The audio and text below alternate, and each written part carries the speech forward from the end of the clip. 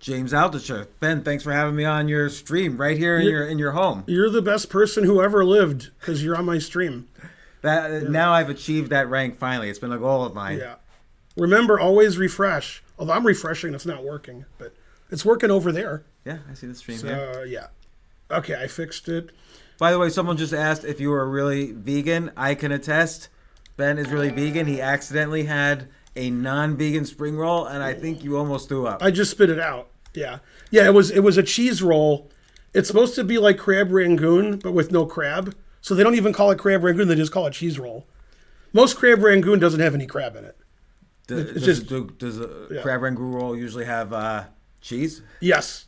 Yeah. And so when I tasted it, it was different. I spit it out because it looks exactly like a spring roll, and I forgot I ordered them for Spencer. I forgot. Now, also in your intro, I never believed all the $100 bills because I didn't think chess grandmasters were rolling in it like that. Yeah. If you go in this other room, it's all $100 bills, like stacks on stacks. Yeah. There you go. Yeah, there we go. Yeah. Why would you have any? My name's Benjamin. That's was my name Lincoln? I'll tell you what you have. Now I'm in trouble. Here's a $2 $2 bill. Yeah. For good luck. Is this for when you get hookers? They're $2 hookers? I only get the best. That's right. Yeah. And everybody's so fascinated by $2 bills that they'll accept that over 100. So I'm cheap. Hooray. I'm cheaper than you. Yeah. All right. Thank you. He's paying me to be on my stream. Now, I'm not Spencer, by the way, but Spencer's upstairs having just beaten me in Blitz. I recommended the movie Being There, and the guy said I watched it. It was great. Excellent. Yeah. Peter Sellers. Right. Jerzy Kosinski's the writer of the original novel. Great writer. Who's better than Peter Sellers at anything? Probably nobody. Right. Except he's never been on this stream, so he's not better than me. Well, all right. That's true. Oh, it says Karen's looking extra sexy today. Yeah. Now, what's funny is I've never heard James be funny because he's like a comedian, but not when I see him. When I see him, he's playing chess, talking about chess. I'm usually when I met you in the chess club, I'm usually like extremely nervous. I always have been nervous every time, because I've just started playing in tournaments again after 25 years, and I literally like shake when I start to play. This guy says he just read Painted Bird. Painted Bird, great book. Here's a story about Painted Bird. Can I tell you guys a story about Painted Bird? You can tell him. So, Painted Bird, I think that was the one. He was either Painted Bird or Steps that won the Pulitzer Prize. And then the next year, some grad student retyped the entire book, submitted it to 20 publishers, and they all rejected it. Wow. It had just won the Pulitzer Prize, too. Nobody recognized it, and they all thought it was crap, so they all rejected it. No, my dad told me, like when I was a kid, that a book was written, and they said this will be the first book without typos, without mistakes. And so they had like 10 people separately look at everything, and he said there was a typo on like one of the first 2 pages. So yeah, I guess the truth hurts. You can't. The type of people who write to avoid typos are not real writers. Right. This says where I live, they have a street named after Peter Sellers. Where does he live? Yeah. England. Yeah, Peter Sellers was great. By the way, when I got here, Ben was reading Elements of Euclid. That's right. That's what the guy just said. Yeah, I see that. Yeah, our chat's pretty smart. Chess players are smart. That's what I'm finding out. It's in the Netherlands. Peter Sellers. Oh, no. Wow. There's 2 things I hate: people intolerant of other people's cultures, and the Dutch. Actually, the last place I was in before COVID, all the shutdowns, I went all around the Netherlands doing stand-up, actually. Yeah. With this guy, Tony Woods, who had been Dave Chappelle's mentor. So he was almost exactly like Dave Chappelle, but he wasn't. He'll admit this. He wasn't like as smart as Dave Chappelle. So he had he was like a sort of dumbed down Dave Chappelle. Yeah. Did you go to the Hottentotten and Tonstelling, or you didn't do that? Probably. Yeah, I lived in Belgium for 4 years, which he just found out about. Somebody asked you a question. They said, ever read a book called Avoid by George Perec? No, I have not. Is it good? Mm-hmm. I think you should avoid it. That's what I think. Right, that's the thing. Like, you should follow the instructions on the cover. So, like, Abby Hoffman wrote, steal this book, you should steal the book. Right. If you write a book called Avoid, you should follow the instructions. Mm-hmm. How do you remember the lecture where you compare Karpov and Kasparov, and you said you prefer Karpov? I don't know. Ask questions to him. How's your Dutch? Well, I'm gonna ask questions to you. Yeah. So when you became a GM in 2010, and I remember you even in tournaments in 1986, you were a year or two younger than me. He was there at the tournament with me. Yeah, in the Now U.S. I'm Open older in than you. 1986. Yeah, now I'm older than you. Now you're older than I was then. The truth hurts. We aged at the same rate.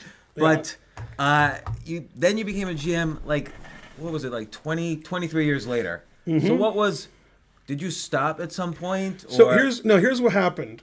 Okay. How old were you when you became a GM? You must have been like 30. You're confused. When I became a 40. GM, I was 40. Yeah. But let me explain. The title GM, that's a title. Yeah. So if you don't play in tournaments that have GM norms, you're not going to become a GM ever. Right. So most people chase the GM title, right? And I never did that. If there was a GM tournament where I could get a norm and it cost me money, I didn't go. Like I wasn't rich like these kids nowadays. They're all getting GM norms when they're 5. But so my rating. And there weren't a lot of GM tournaments in the United States. No, you had to go to Europe to do that. Yeah. Not now. Now it's different. Right. So when I was an IM at my peak, I was 2653 USCF and 2563 FIDE. Wow. I'm sorry, 2663 and 2563. So I was higher rated than half the GMs in the world. But I didn't play in GM norm tournaments. Then there was a happenstance. I got invited to 2 GM norm tournaments where like I got paid and stuff. So I got GM norms just because I got invited to tournaments. And I played in a GM norm tournament. I won the Spice Cup and I got my last GM norm. Okay, and so I became a GM. But like at the age of 40, right? Yeah. One would argue that you were past Definitely. what's now considered the chess peak. I don't know if it was considered that. No, definitely. Because I remembered when I turned 40, it was whenever it was 2008. I looked at the top 50 list of chess players, and Anand was the only one around the age of 40. Mm-hmm. And there were nobody. Now there's actually more people above the age of 40 because everybody, Anand's older, for instance. Mm-hmm. But it's been a young game for like the past 30 years. I mean, I was way better than a lot of GMs. I didn't have the title. So this is why, like, when people are like, "Will Levy be a GM?" Okay, Levy's 2350 FIDE. That's his FIDE. Well, it's less now, 2330, and I was 2560. Yeah. So I was like, if I played in a tournament and I missed a GM norm by half a point, that was my rating. Right. So I mean, having like a slightly good tournament, I didn't play in GM norm tournaments. But when I was 40, I definitely wasn't at my best. I was at my best probably 32 to 36. So how would you maintain the level? Because what changes in learning from, let's say, 20 to 30 to 40? Because a lot of people listening to this maybe just started playing chess in the past couple of years since like the Queen's Gambit or they're trying to be an adult improver. They have extra time, whatever. Like what are the key things that changes as you get older and if you're consistently playing? I talked to Karpov about this. I told you this story earlier when I was eating with them and they were like a drinking contest. I said to Karpov, I said, look, why are you not as good now as when you were at your best? What's the difference? He said, I understand chess the same. Yeah. There's no difference. He says, but no energy. And by the way, this is a Soviet word. Like we'll say stamina, they say energy. You have to have energy at all times. And if you're like, don't have this energy where you're like feeling it at all times and you're like slightly late, and he doesn't have the energy on the board or off the board, but on the board is what he's talking about. When you're playing, this is why when Karpov played Saro on their match, I said Karpov's going to destroy him in the blitz because the blitz isn't stamina. The blitz is just playing fast. And he crushed Yasser in the blitz because he was a world champion. Okay, and I have a question about that too. Mm-hmm. So Karpov's known as, I'm sure he's an amazing tactical player because he's world champion and everything. But he's known for being a super solid positional player. My theory is that the more positional you are, the better you are at blitz because you don't have to calculate that much. You know, if I put my pieces here, this is better than what my opponent's doing. You don't really have to calculate big combinations. Now, a few months ago, as you know, he probably doesn't know. There was a blitz tournament in Soviet Russia. Of course I know. And there was a double Swiss. This was the one with Kasparov in it? No. Oh, no. Then I don't know. This is a double Swiss. When you paired somebody, you play him twice. Once in white, once in black. And he got paired with Karyakin. Okay. Karpov. And Karpov's 800 million years old. And he was 70. And Karpov won 1.5 against Karyakin. Yeah. What? And he's 1 million years old. And because you don't have to have the latest opening theory, and you have to be, if you're super solid with positional stuff, you don't have to calculate that as many Yeah, combinations. but the main issue is I compare bridge to blitz chess. And that's why a lot of the top bridge players don't get worse as they get older. When you play bridge, each hand takes like 5 minutes. So you're playing a blitz game. If in bridge you had to sit there one hand for 2 hours and make decisions for 2 hours, then they would go downhill. And this is what happens in chess. If Karpov plays a 4-hour game, there's no energy the 4th hour. He's exhausted. Right, but so in the first 2 hours, let's say, what advantages do we all have from being older as opposed to being younger? Because there must be experience. Age must give as well as take. No, the experience. If endgame play, boring positions, no tactics. Karpov's not worse than anybody. He said that. He said, I'm the same, but I have no energy. So he said, if it's a position where there's no tactical calculation, and it's just like understanding, he understands as well as anybody. But I'm not sure I believe, though, that it happens across the board to all. Like, don't forget, Karpov-Kasparov, their first match, Karpov ran out of energy, by game 45 or whatever. Yeah, he was a lot older. He was a little older. He was a lot older, yeah. Yeah. No, he's like 12 years older than Kasparov. But now these kids are getting to be like 2,500s at the age of 12. That's why I hate kids. It's not quite energy. It's not like a 12-year-old has more energy than a 40-year-old, right? Like, what? Did you say a 12-year-old doesn't have more energy than a 40-year-old? Is that what you said?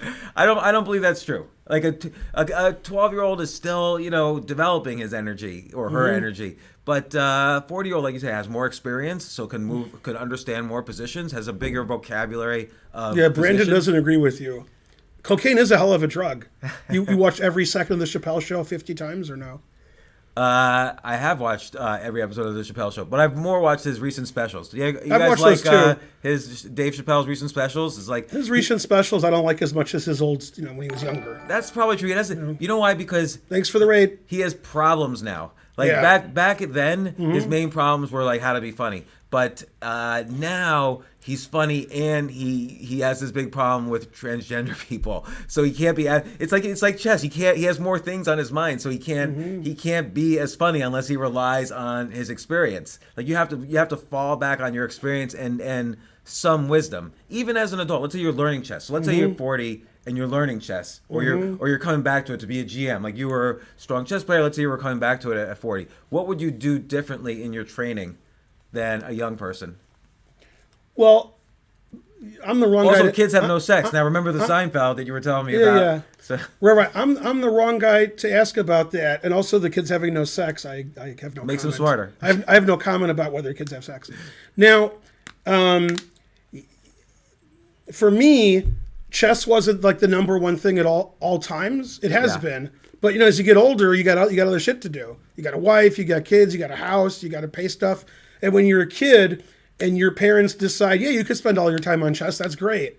Then and their brains work differently. They haven't formed the things that you can't form later when your brain's already, kids learn things quicker, even languages.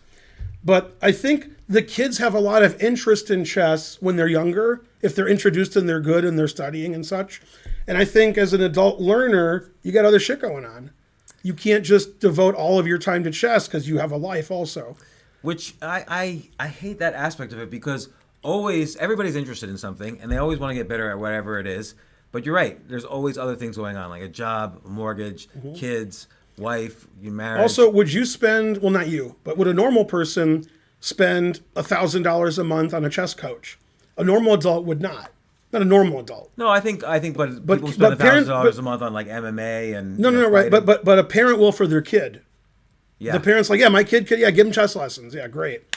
So it's, kids are so good now. And I was telling Kieran a few days ago, chess is unfair now because of the kids. And then he was just saying that when he came into my house. Because when we were kids, we're the same age. When we were kids, 0 kids were in tournaments. Yeah, like if you saw a kid in a tournament, you're like, it must be a prodigy. Now if you see an adult, you're like, what's this adult doing in this tournament? So, I heard you say recently, don't study openings. And it does seem, if you're an adult and you have limited time, you should study 1 or 2 openings to be familiar with the middle game and end game positions that come out of those openings. Sorry if I'm taking up this with chess talk. Well, no, but that depends on what your strength is. So if you're 500, 600, 700, openings don't matter at all. If you're 1,700 and you want to get to 2,000, you can't just play the opening like a beginner. You got to play a Yeah. little bit better. Now, I'll tell you a story. I know a guy whose daughter was actually in 9/11, was in the building and died. Wow. And he's a professor of chemistry at University of Michigan. His name's Ali Lin. And he moved back to Burma/Myanmar, because that's where he's from. They got divorced, he moved back. He was 2200 USCF. Yeah. He didn't know any openings. And here's what I mean. He didn't know the names of openings. Yeah. He didn't know what the opening was. He just played chess. Yeah. I've never seen a 2200 player know zero about chess, and he was 2200. He was really good at tactics. And So he was a great blitz player, but on move 1 or 2, he'd sit there going, well, now what do I do? Well, that's my other thinking is that if you're super good at tactics, like let's say you've gone through book after book on tactics and puzzles and problems, then if you just develop your pieces, you can probably handle any situation. Yeah. But the kids are good at tactics. So See, damn kids are good at tactics. Yeah, when I'm playing a kid, I try to play as boring as possible. By the way, in the U.S. Championship, they used to have where the men and the women played in the same group, and the top woman was the women's champion. That's not a good idea, for a lot of reasons.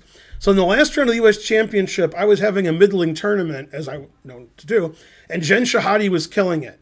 Jen Shahadi was getting IM norms with 2 rounds to go, and she was beating men and so forth. In the last round, she played me. The other women who were a point behind her played women who were really low rated. So by me winning, everybody tied for first, even though Jen's performance rating was like 2550 and theirs was like 2300. Okay. But anyway, the point is, I know Jen. I knew Jen before you were born, and you're older than me. And Well, I'm older than Jen. yeah, you're older than me too. Yeah, I'm older than you. Yeah. Barely. Okay. And Jen likes to play sharp theory and checkmate you. And she did that in the U.S. Championship. She played high-rated players. She played Najdorf and Dragon and Grunfeld, and she checkmated people. Okay? When I played her, I played stuff I never played before. You couldn't be more boring. If I showed you the game, you'd fall asleep. Okay? And I won an equal endgame because that's how you beat Jen. So, and Jen is sort of like the little kid in our discussion. Like, she plays like a little kid. She's good at theory, attacks, checkmates you, sees tactics. I got rid of all of that. And I used my and I was an old man then. It was a long time ago. That's how old I am. And I took her out of her game, and that's the only way you can beat kids now. Unfortunately, kids are good at like other things too now, not just tactics. They got a lot better. They're good at strategy too. They've got the openings. They've got.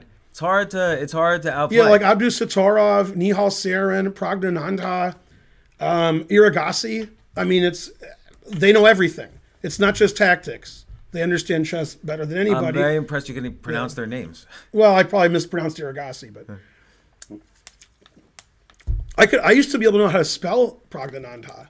And inside Pragnanandha is Anand. Yeah. It's right in there. That's the easy way to write it. So it's Pragg, and then Anand, and then a few more What's letters. funny is his other name is also crazy. You know what his other name is? No. They just put R. It's Ramesh Babu. It's almost as long. He's got 2 really long names. That's why he's so good. And he's 16. At least, or at most. So he hasn't spent that many years studying, as far as we know. I mean, he's probably spent like 5, 6, 7 years really studying. No, he's a genius. I mean, I think Nihal Sarin's better, but it doesn't matter. They're all... Iragasi's amazing, and Abdus Satorov is amazing, and they're amazing, and they're just kids. And I knew them all 4, 5, 6, 7 years ago when nobody else did, because I was always coaching the world youth for America. And I'd be like, okay, that's the best kid. Like, I'm saying, who are the best kids in this tournament? And that's who it was. When they were 9, 10, 11, I like, oh, that guy's good. Got to watch it. Who's the last U.S. person to win World Junior? There was a Jeffrey Shong. Jeffrey Shong is the last one. There was a kid. He was 15. He was 15. He won the World Junior. Okay. Yeah, and it's up to 20 too. Yeah, it was Jeffrey. I remember this is like 10 years ago. I wrote an article that no parent should send their kids to college. So this one, I wouldn't say no, but I sort of agree with that. Yeah, because college is just you don't really learn anything that's applicable in the real world. You know, the crappiest school all the way up to Harvard they're all $70,000 a year now, and everybody gets into so much student loan debt. But this one woman writes me and says, "Listen, my son read your article. Now he doesn't want to go to college. What are you going to do about it?" Yeah, what are you going to do about it? And I said, "Well, what does he do?" And she said, "Well, my son he wants to play chess. He just won either the World Junior Championship or the U.S. Junior Championship. And this was about 10 years ago. And so I said, okay, I'll take lessons from him for a few months. Yeah. And so I did, but I completely forget his name. I'm not remembering his name. And then he ended up going to Harvard. It's funny. There was a kid who went to UCLA when he was 14, and he was maybe the U.S. Junior Champion from California. This guy was from Manhattan. He went to like the Dalton School.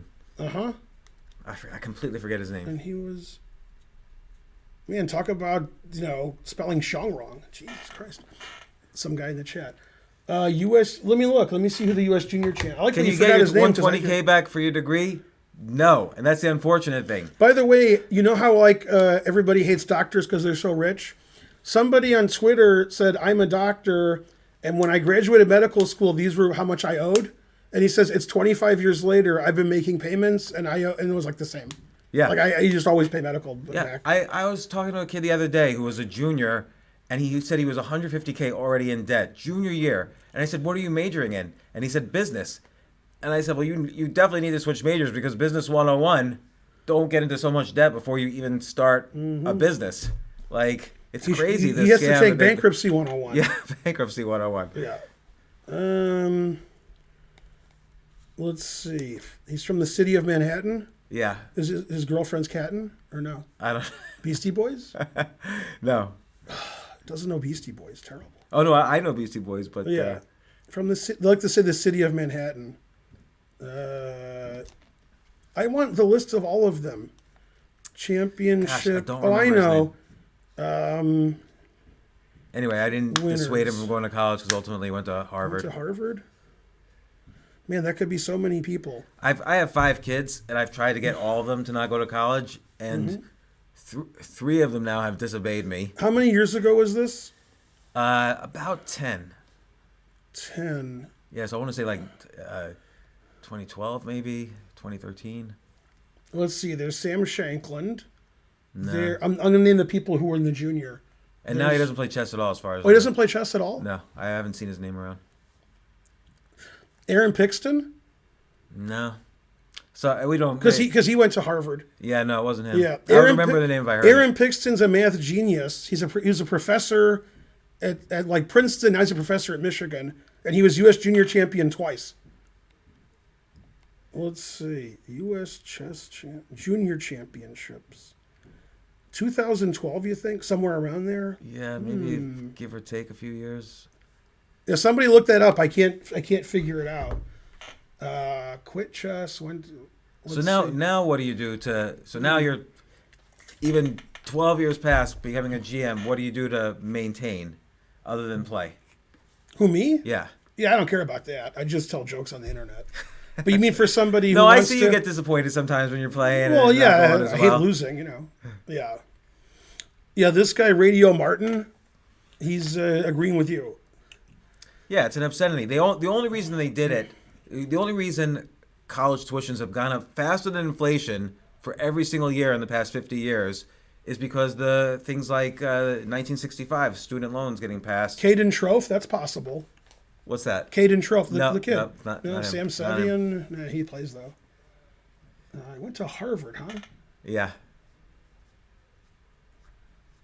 Yeah, name some.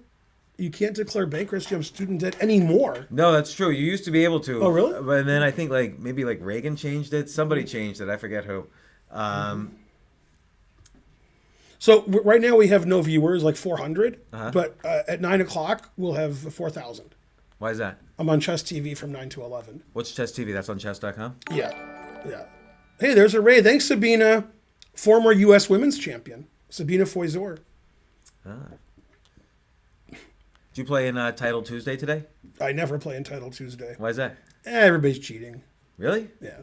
Oh, man. You know why? Because we're playing chess on the internet, so everybody's cheating. Yeah. I sort of... Okay. Also, I'm usually asleep then, and it's like 1 o'clock.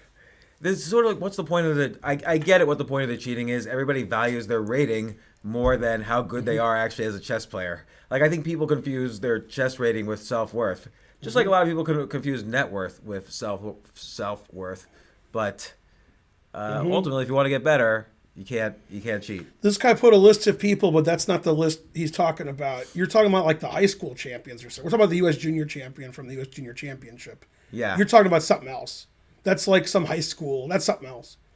The U.S. Junior Championship is a round robin where everybody's really good. Did you ever play in the tournament of high school champions, the Arnold Denker? I played in the first one. Oh, what year was that? 85. And Okay. you know who was there? I played in 86. You know who was there? Arnold Denker. Really? Yeah. Wow. Yeah. I tied for third, and I got third on tie breaks. I had the best tie breaks. I think Vivek Rao won in 1986. Oh, wow. Yeah. Yeah. So Vivek Rao, when I worked at Chess Express in Ann Arbor, which doesn't exist anymore, this is 15 years old, this story. Vivek Rao ordered something from us, and I hadn't seen him in like 10, 15 years, and I just didn't charge his card. We just sent it to him. I think he's in the hedge fund business also. Yeah. He's like a in financial Chicago guy. or something. A friend of mine, Atul Yeshetty, who's an IM, and he's from Michigan. He's doing financial stuff in Philly, but I don't know if it's hedge funds. I don't know what he's doing. Mainly losing at poker. That's usually what he does. There's a lot of overlap. Like chess players, at least let's say 20 years ago, a lot of chess players would go into poker because chess you couldn't make money at. Now, Right. obviously, Now you can make money at chess, You're yeah. a wealthy streamer and benefactor to the chess world. But back then, people they'd get good at chess, and then they'd go into poker and get great at poker. And a lot of Jen Shade plays poker. Right, yeah. But her brother used to make a living playing poker. He sort of retired because he had too much money or something. He's one of the early inventors of short stacking, as well as my friend Jeff Ashton.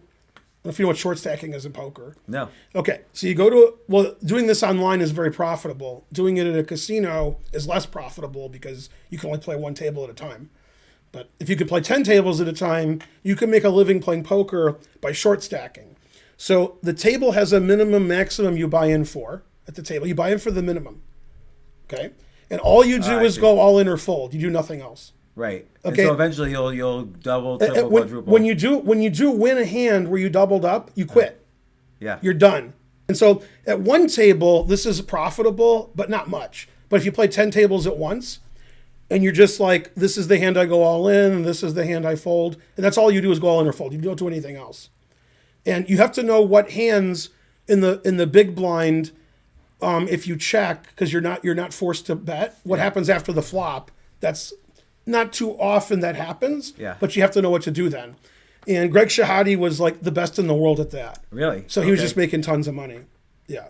No, it is boring. You're not playing poker. You're just doing, you're just like fold, all in, fold. Yeah. So it's not fun, but I said to make money. So Greg's still an IM after all these years, but he plays chess constantly.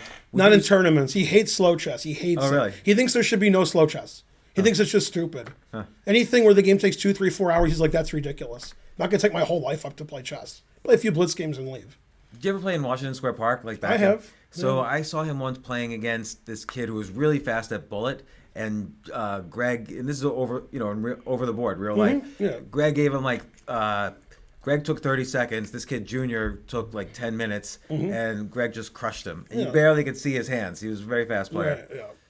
No, this is hard for you to believe, but I was really, really, really fast. I still am. But sure. not on the internet. On the internet, I'm the slowest GM. Well, I'm faster than Yasser. But okay, I'm the slow. I can only make like 70 moves in a minute. But in real life, I was incredibly fast. And I went to Foxwoods one year, and my friend had a lot of money, and he had a friend of his who had a lot of money, and we were backing. He was backing me, and his friend was backing somebody who's like 2,200, and we're trying to play. And they were playing for big money. We're playing for like $50, $100 a game. Okay, and we agreed to play 30 seconds each on a digital clock where I spot him a rook. Wow. Okay. After move 5, okay, his friend said to my friend, okay, we're not doing this anymore. So the game went like, I don't know, 40 moves, and I had used like 8 seconds, and the guys lost on time. Wow. Right. And nothing happened. I wasn't winning on the board, just nothing happened. And so then we played 1 minute rook odds, and I beat him every game. Then I gave 1 minute queen odds to the guy who was the big better.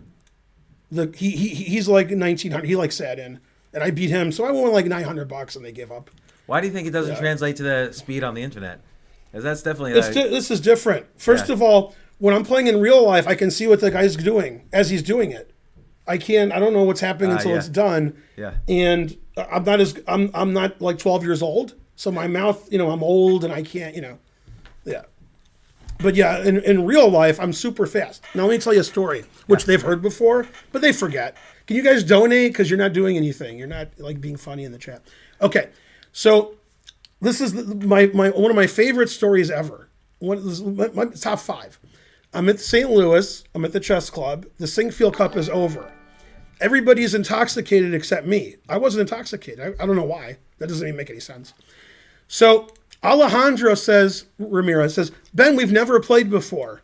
We never played like a fun game, a blitz game, a tournament game ever. I love it. So we played blitz chess, and we were about to start 1 minute. Mm-hmm. And some guy said, hey, how much, what's the wager? I said, well, no, we're not wagering. We just want to play. No. So then like 10 people came over and they were making side bets.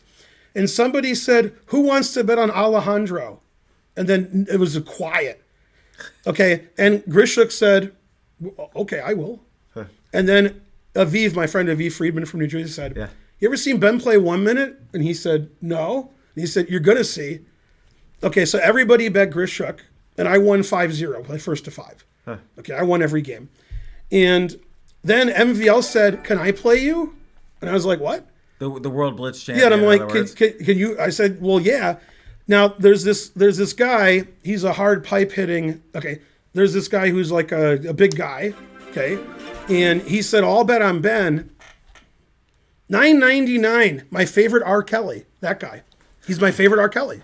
Yeah. Oh, $9.99. That's right. For $9.99, he gets to piss on me a little. Now, so the guy's betting on me. He'll bet $50, $100 per person. I said, no, don't bet on me. He says, I've only ever seen you win my whole life. I said, I ain't going to win now. He says, I don't care. I told him I'm not going to win. And he said, I don't care. So I played 1 minute with MVL. And there's betting, but he's like the only guy betting on me. Yeah. Okay, playing first to 5. First game I win easily. I just destroy him, like on the board, on the clock. Okay, then he wins the next 4 games because he's way better than me. Okay, then next game I'm losing. I win on time and I have 1 second left. The crowd goes insane. The next game I'm completely losing. I win on time. I have 1 second left.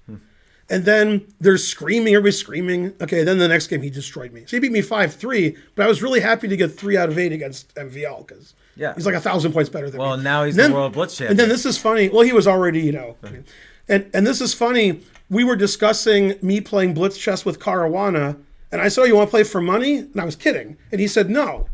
And I said, what do you mean no? I'm kidding. I'm not going to play you for money. And then MVL said, if you play Ben for money, I bet on Ben. To Caruana. And I was like, what? I said, no, that's 1 minute I'm better than Caruana, but not 5 minute. 5 minute, he's terrible. But anyway, I used to be good and fast and now old and slow and internet and terrible. That's why I had the race to 2,800 because they kept making fun of me on the stream because I'm old and no good and slow and bad and my rating's no good. So I decided I'll be serious and ignore the chat and just play people who are good. Yeah. And then I got to 2,800 blitz and then I sort of stopped. Now they're mad at me. Now, yeah, you should keep playing. Go for 20. Oh, no, I do, but I'm playing matches with the computer that plays perfect. That's who I play now. I play Komodo. You know, you would get. I bet you do a stream like with like Eric Hansen where you're playing a match, or Daniel Naroditsky playing a match. You'll get. I can't play a match with them unless they spot me material. Really? No, they're way better than me. Okay, first of all, Naroditsky is way better than Hansen. In online blitz and bullet, not in real life. In real life, he's a little better. Yeah. And if I play Naroditsky 1 minute or 5 minute, I'll get 10%. Yeah, I can't. Yeah, I'm not at that level. I have to play people like Gotham Chess and make fun of them while I'm playing them. Yeah. So this is funny.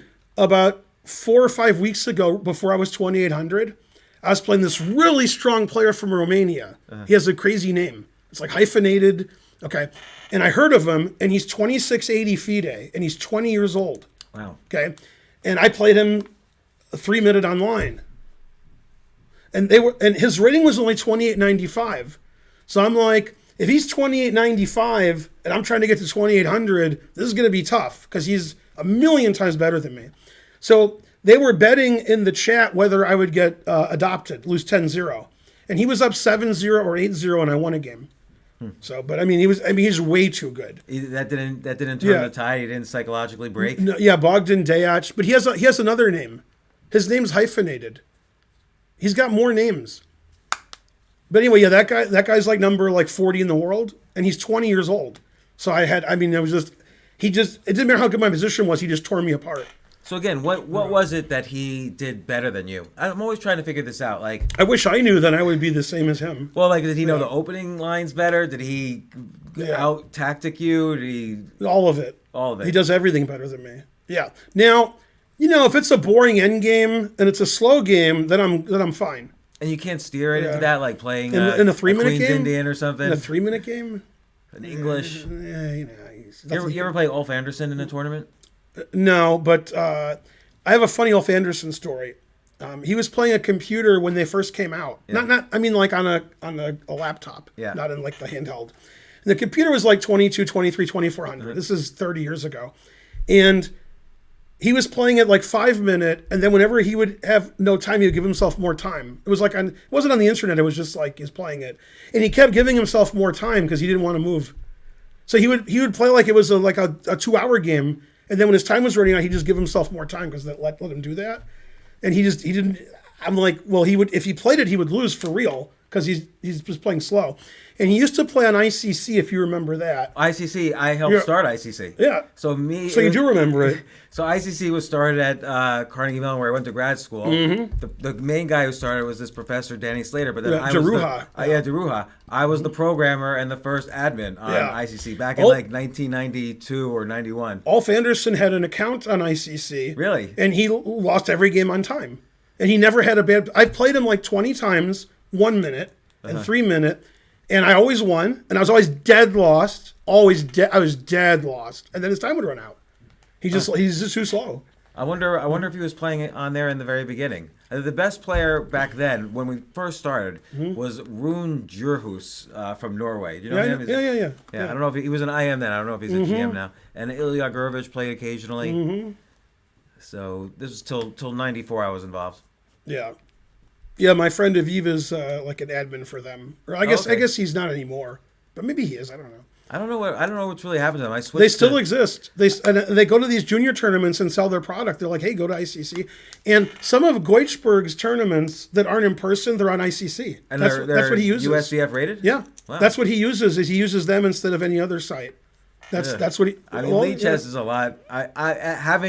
Having built part of ICC, Lead Chess is just a lot better, and chess.com, but I like Lead Chess. This James Altucher is a good... How do you say your last name? It's like I'll touch her fast. Altucher. Uh-huh. So you touch her fast? If you touch her fast, it's I'll touch her. I'll touch her, okay. And what's the origin? What language is that? I don't really know. No? It's not like Feingold is like an obviously Jewish, kind of Germanic Jewish name. Yeah, my grandfather was from... No.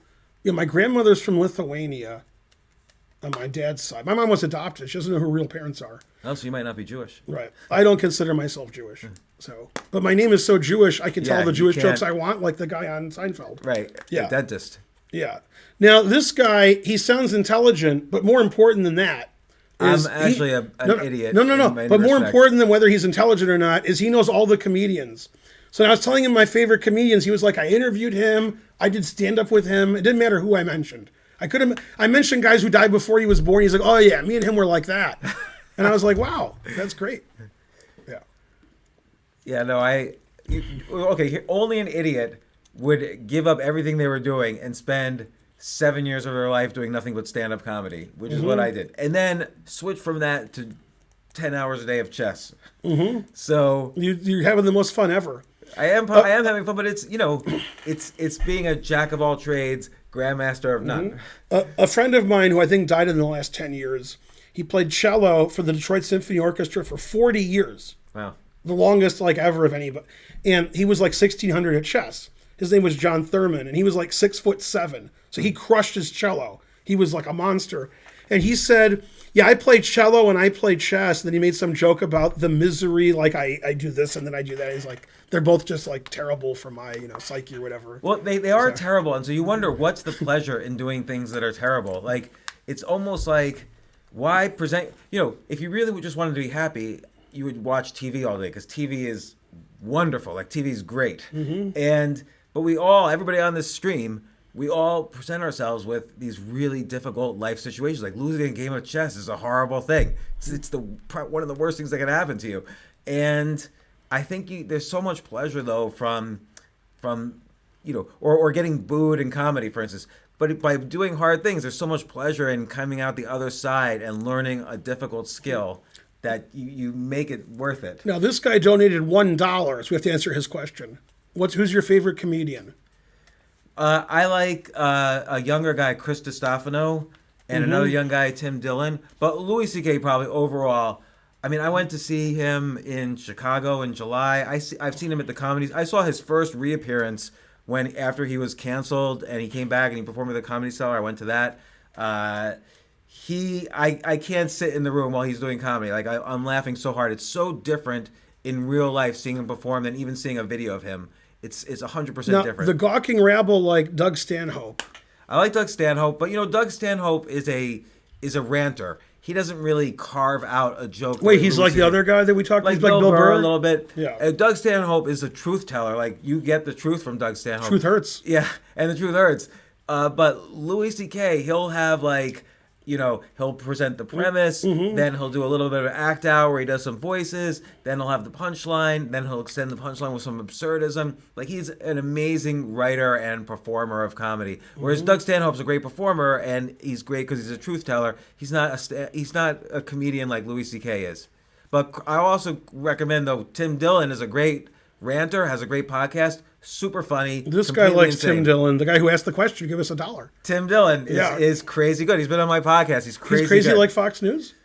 No, he doesn't care about anything. Like he's him not and Bob Odenkirk are like that, son. We were talking about Bob Odenkirk all day. That's all we talked about. The guy said, "What do you think of Bob Odenkirk?" Bob Odenkirk's amazing, and I did interview Bob Odenkirk in 1997. He was doing Mr. Show then for HBO, and he was also on the Larry Sanders Show. And again, I was laughing. Bob Odenkirk and Louis C.K. are the only two people where I was laughing so hard I had to leave the room.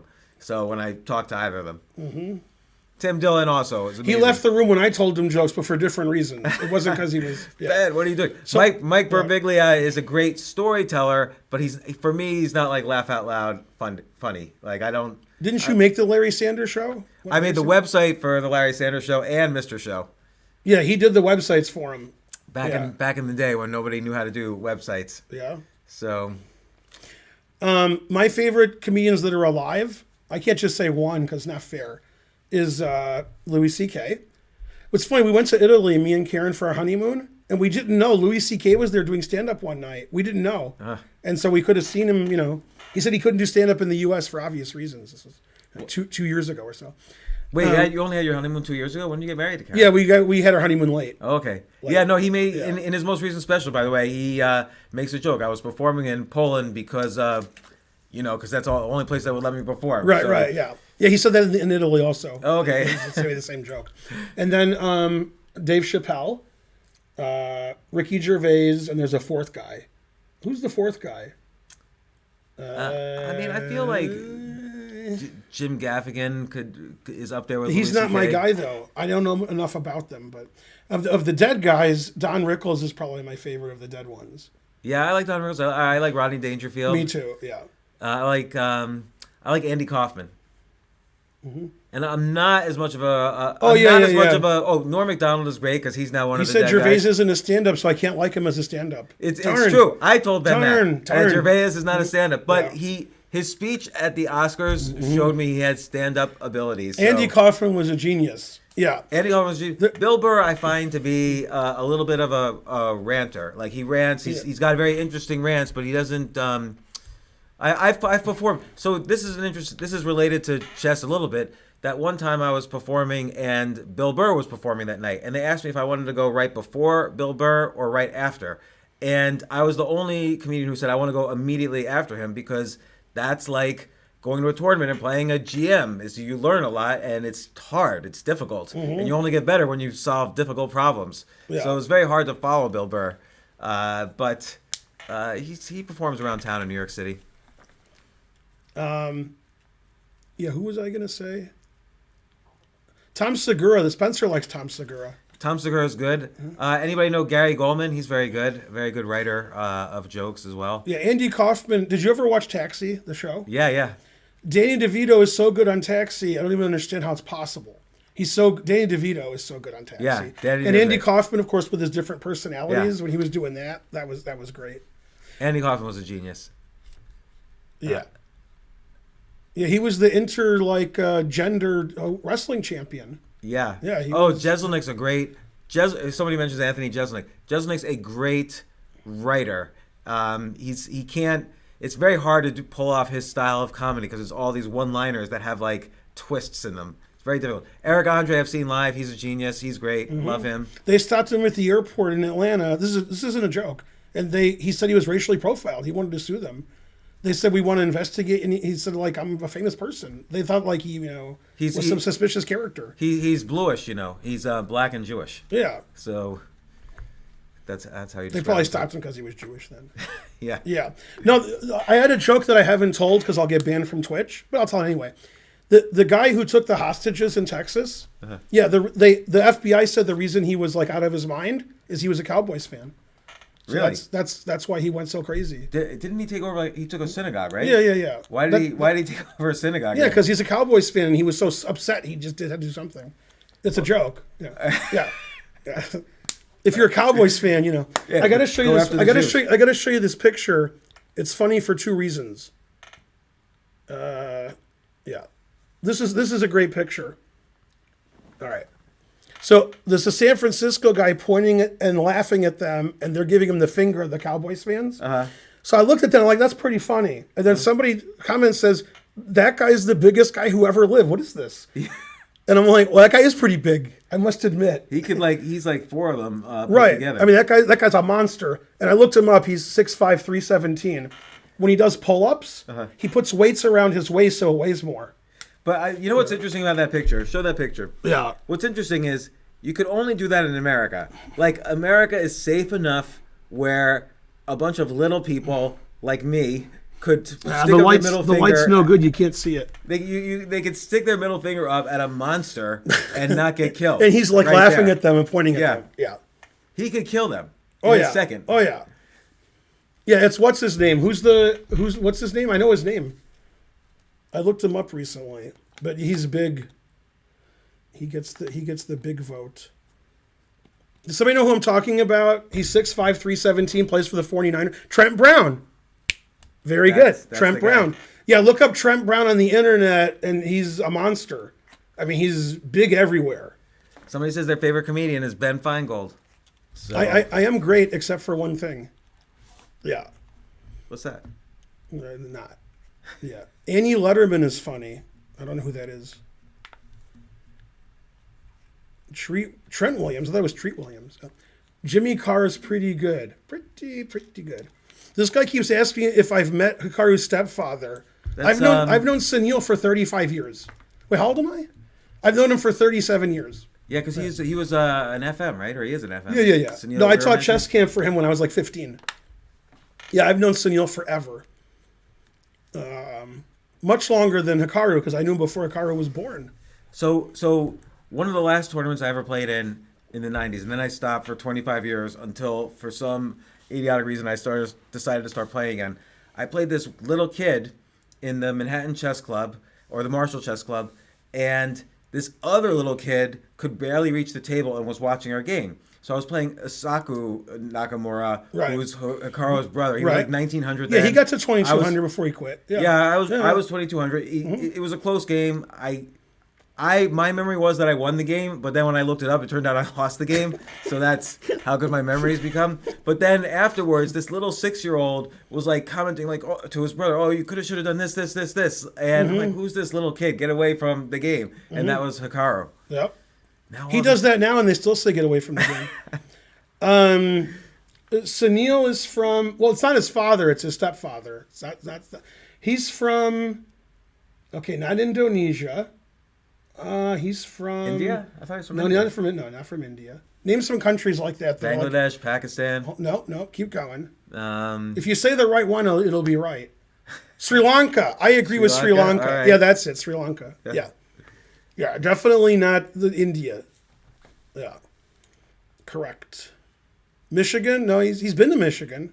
Hikaru's been to Detroit several times. He's like giving simuls at the Detroit Institute of Arts. That's a nice place. Now, when was the first time you played Hikaru?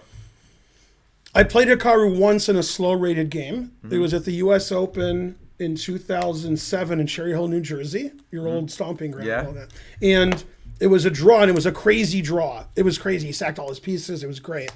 And we've never played in a slow game except for that one, luckily. And I actually tied for first in that U.S. Open, and he did not.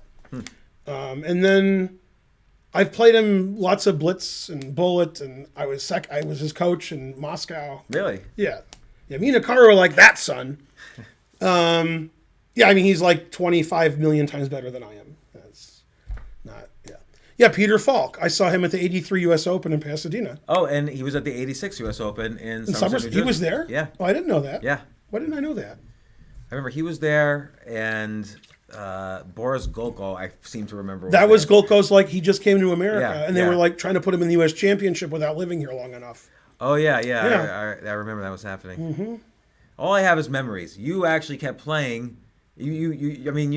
I wish I had just stuck with it. I never, my problem is I've never really stuck with anything. I will do something, I'll be obsessed with something, I'll do it for like 6-7 years, and Then you get the 7-year itch. I get the 7 I have year a cream itch. for that upstairs if you want. That's good. And then usually I would either go broke, or just if my obsession was money, I would go broke after 6 or 7 years, or if my obsession was something like comedy, I would just stop. Now, let me tell you my mom's favorite joke ever. Okay. Because she was watching it when it happened. Is this is what she said sort of joke? No. No, this is a true story. Okay. My mom is because we're talking about different comedians. My mom said, the hardest I ever laughed in my life, I'm watching Rodney Dangerfield on like The Tonight Show or something. And he said, I was so ugly when I was a baby, the doctor slapped my mother. And then my mom thought that was the funniest thing she ever heard. Yeah, no, Rodney Dangerfield, he had people, he would write a lot of his jokes, but he had other people also submitting jokes to him, and he would pay per joke, like $100. Yeah. But he was super selective, and he was great at delivering. His delivery was great. And by the way, he's another one, speaking of adult improvement, he was, in his 30s, he was an aluminum siding salesman. Like, he wasn't a comedian. Was he good at it? I don't think so, actually. I think he got in trouble with the law. And so he got out of that and decided to go into comedy. And he didn't have any place to perform, so he started his own comedy club, Dangerfields, in the city, which I believe just shut down, actually, during COVID. And then he became huge. When he started going on Carson, he got huge. He said, my wife and I were happy that we met. He said, he says, I'm not much, I saw this, I used to watch old internet stuff on YouTube. So Rodney's on Tonight Show. I think it's Johnny Carson, I think. And he says, I'm trying to get healthy. I cut down on smoking. My wife and I agreed we were only going to smoke after sex. He says, I've had the same pack for like 10 years, and she smokes 2 packs a day. So that's funny. Yeah, he's good. Except his delivery was better, but yeah. You know who wrote some of his jokes? You know Jackie Martling, who used to be on the Howard Stern show? Who's the one? Jackie Martling. He was on the Howard Stern show. You're right, Howard Stern said that I'm endlessly entertaining. About me. I believe it. What? True story. Did he really? Yeah. See a chess player? Yeah. He's about 1,700. Really? I didn't know that. Yeah. He got lessons with this guy in New York who teaches everybody. He's like 2,200, 2,300. Heisman. Oh, Dan Heisman. Okay. Yeah. No, yeah. And he said, I'm endlessly entertaining. And I was like, what? So that was cool. He should come on your stream. I don't know. We if tried to get in touch. Stream. We tried to get in touch with him. You have to get in touch with him. You know him. He's your best friend. No, I don't know him. I don't know him at all. Terrible. So we're on Chess TV now, so we have more viewers. For those of you who just showed up, Wait, what's that number? Is that the number of viewers? No, that's the number of points. That's nothing. This is the number of viewers. Got it. That's how long we've been streaming. And then we're vegan. So he's also a vegan. So there you go. I would say I'm more vegetarian, but I'm trying to be vegan. Yeah. One of my daughters is vegan. I saw Sam Kinison in Columbus, Ohio, when he was alive. I've never seen him live. Yeah, I saw him in Columbus, Ohio. He screams a lot. Yeah, he was a screamer. He was screamed. in Back to School. Yeah, with Rodney. Yeah. Yeah, say it. Yeah. Good. And then Rodney screams some answers. Good answer. Good answer. Yeah, and Kurt Vonnegut was in that one as well. That's right. Yeah. Some good classic movies. There you go. Yeah. Etc. Yep. I can't believe I saw him, but it's true. All right, let me ask you about Karpov again, because I'm curious about what you said earlier. Karpov's rating is like in the 2500s, but you still have people around his generation. Well, even like Kasparov, I know is a little younger, but Kasparov is still like 2700 strength or more. No, I would say Karpov is like 2620 feet, I think. Really? I thought he was like 2560. No, not Karpov. I wouldn't put up with that. Did you see that game he played, which I think was a draw with the guy in Spain on Spain's Got Yeah, I Talent? heard about it, but I didn't see. Yeah, It was kind of interesting. It was like a collie system, and this guy was winning actually at one point. Hikaru was analyzing it in real time and was winning. Yeah. But then it was a draw. So Or lost on time, something like after that. he drew, he became melancholy. I don't know. Or was it Chihuahua? First of all, I want to thank my sponsor, NordVPN. The more you get NordVPN, the more they sponsor me. So NordVPN, the best VPN that Nord sells. NordVPN. Do as I say. All right, now what were you saying? Karpov's good. Kasparov's good. Yeah, don't you think other people of Karpov's generation are still No. kind of at it? No. Like He's 70. Yeah, Don't be yeah. giving me people who are 59, 60. Don't be giving me right. that. I mean, look, we're in our 50s. Are we going to be alive when we're 70? I mean, you will, but I might not be. I don't know. Yeah. I don't. You know what? This is not a depressing thing to say. I'm not sure I really want to be. Like, life's pretty hard. No, I think 70 I'd want to be alive, but not 80. Yeah, only if quality of life is maintained. I have a friend who's 80, good quality of life. He's doing everything. Yeah, that's worth it. Oh, there's a chess club member. I don't think you've ever seen him. I'll think of his name in a second. Karen, I'll put it in the chat. He's 85. Everybody who guesses his age thinks he's like 63. That's a good quality. I of mean, life, he is nobody. When it says 85, nobody believes us. Yeah. Thank you, Philip Taylor. See, this is why, Ben, you should play in the Georgia Senior Championship and then go up to win that and then go to the National Senior Championships. I'm going to play in the Georgia Senior Championship. I have no chance, but... I went to the national one. They had the state tournament of champions. They didn't have a state championship because of COVID, so they just said I could go. Oh, really? And then I got my ass kicked. Yeah. Who won that? Not me. I think Kamelnitsky, did he lose? No, he won. Yeah, Igor Kamelnitsky. He's as strong I am. Like the same rating as me. Phil Jackson. What? The guy next to you looks like he's 27? He's older than me. I'm going to be 54 years old in 4 days. Ooh, happy birthday. Thank you. Yeah. 54. Retire when you're 90. Yeah. True story. All right, let me show you the Karpov game. Yeah. Because we were talking about it earlier, and I'll tell you guys the story. Let me get the PGN. PGN. Yeah. So there's a very long story with this game, but that's good because it takes up time. So let me do live chess. I want to tell, while you're getting there, I want to tell a story you told me. I asked Ben earlier, could Caruana beat Paul Morphy blindfolded? And you said something very interesting, is that you ran that opera game, the Paul Morphy famous opera game, through the computer, and it had like a 99% accuracy. Yeah. So he was playing like today's GM level. Yeah. No, but you were even saying like any world champion. Yes. I mean, that's ridiculous. Okay, if you put like Petrosian right now down against, you time traveled Petrosian from 1965 to now. Caruana is better, but I mean, draw is probably still the most likely result. Okay. Petrosian.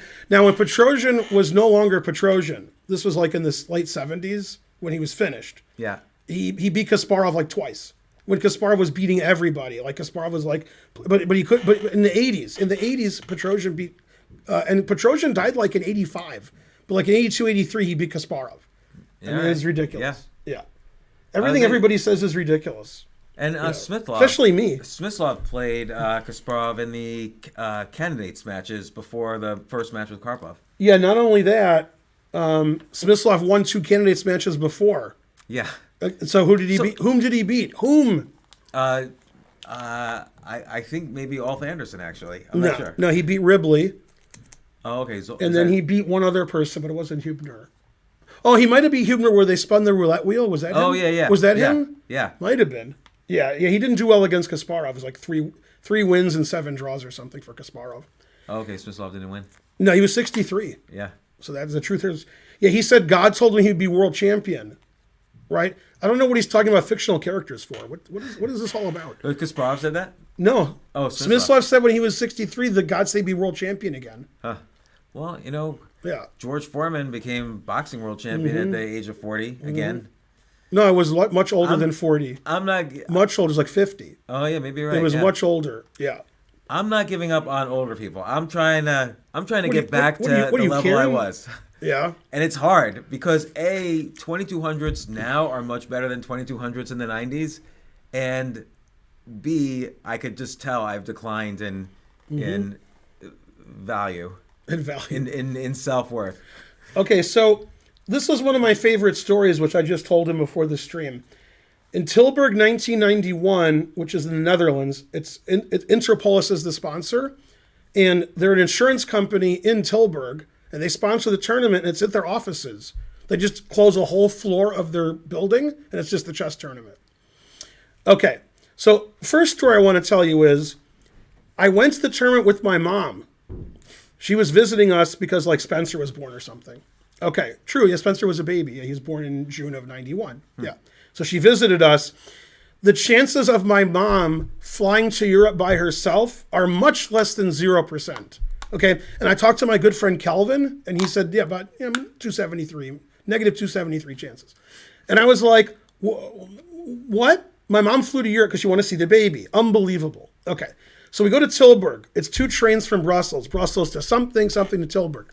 On the first train, we see the strangest looking person who ever lived. Nobody's ever looked, although I actually know somebody looks stranger, but that's another story. He's sitting right next to you, so you don't want to. Yeah. So then my mom and I are like, how can this guy be a person? So then I jokingly said, maybe we'll see him at the tournament. This was on the first train. When we got to the tournament, he was standing there in the building. So he was taking the same 2 trains we were. But anyway, it turned out that was Kasparov. No. So anyway, Kasparov is playing Karpov. And it's the greatest game ever. The game's about to end. I go to, there's 2 Skittles room. Each Skittles room has 2 chessboards in it because there's 8 players in the tournament. So I went in one Skittles room and I destroyed the Skittles room. I just threw everything on the floor and I closed the door. I went to the other Skittles room. I took the chess set and I put it on the floor and I sat down next to the only chess set. 5 minutes later or so, Karpov and Kasparov came in with like 8 million people following them, reporters and GMs and stuff. And I sat there and watched them analyze this game. And people were like standing on each other to see them analyze. And Kasparov gave variation after variation after variation after variation. And Karpov sat there very glum because he lost the game. What were they speaking English? Yeah. Russian? But mainly English because everybody's watching. Yeah. So yeah. Okay, Brussels to Maastricht. I don't know. It's 1991. We're supposed to remember that. Okay, so here's the game. It's a Scotch. I annotate this game for Chess Life. So if you have a Chess Life from 1991 and it talks about this tournament, you'll see my notes. Thanks, Crimson Hawk. Hey, we have 2020. That's good vision there. Okay, so they played a Scotch. And they played this mainline variation. Now, when I lived in Belgium, the best player in Belgium was Luc Winans. He's a GM. He was an IM then. He's a GM now. And he was the world's leading authority on E4, E5. If you looked at the E4, E5 opening, he would tell you the history of the variation. He would say, in 1830, they played this. Then in 1870, they played this. And then he would, okay. So in this position, he told me, and this is in 1990, he said, this move is better than this move. And they were both played like a million times. Like GMs, half of them played here, half of them played here. And he's like, no, this isn't good. So I believed anything he said on E4, E5, even though he was an IM. I still believed him. Okay. I like the shade you just threw on all of IMs, all the IMs out That's there. right, even though he was an IM. Well, I was an IM too. Yeah. Okay, so he played bishop a6. So Luke Winans would be really mad now. Because bishop's not good there. The bishop's just bad there. And one of the reasons to play this early is to castle queenside as early as possible. But you don't only want your bishop on a6, it's better on b7. So when you play c5, this is better. Why would you ever consider a g6, bishop g7, castle kingside? Because yeah, that's the engine agrees. Okay. Yeah, then you really don't want to play that. Because where's the bishop going to go from here? Yeah. And I showed this to Axl Rose, and he didn't know where it would go. Sweet child. Okay. So he played like you. That's why he lost. I mean, no, that's okay. Yeah, Kasparov only moves pawns in his queen, just like we teach the kids. Never play f6. Terrible. Let's see. Chat is ridiculous. Okay. Bishop a3 attacking the queen. Karpov saw it. Queen d2. Now he's threatening the knight. Yeah. Right? Oh, give me the knight. Uh-huh. 2 knight. Knight b6. I want to get to the important part of the game.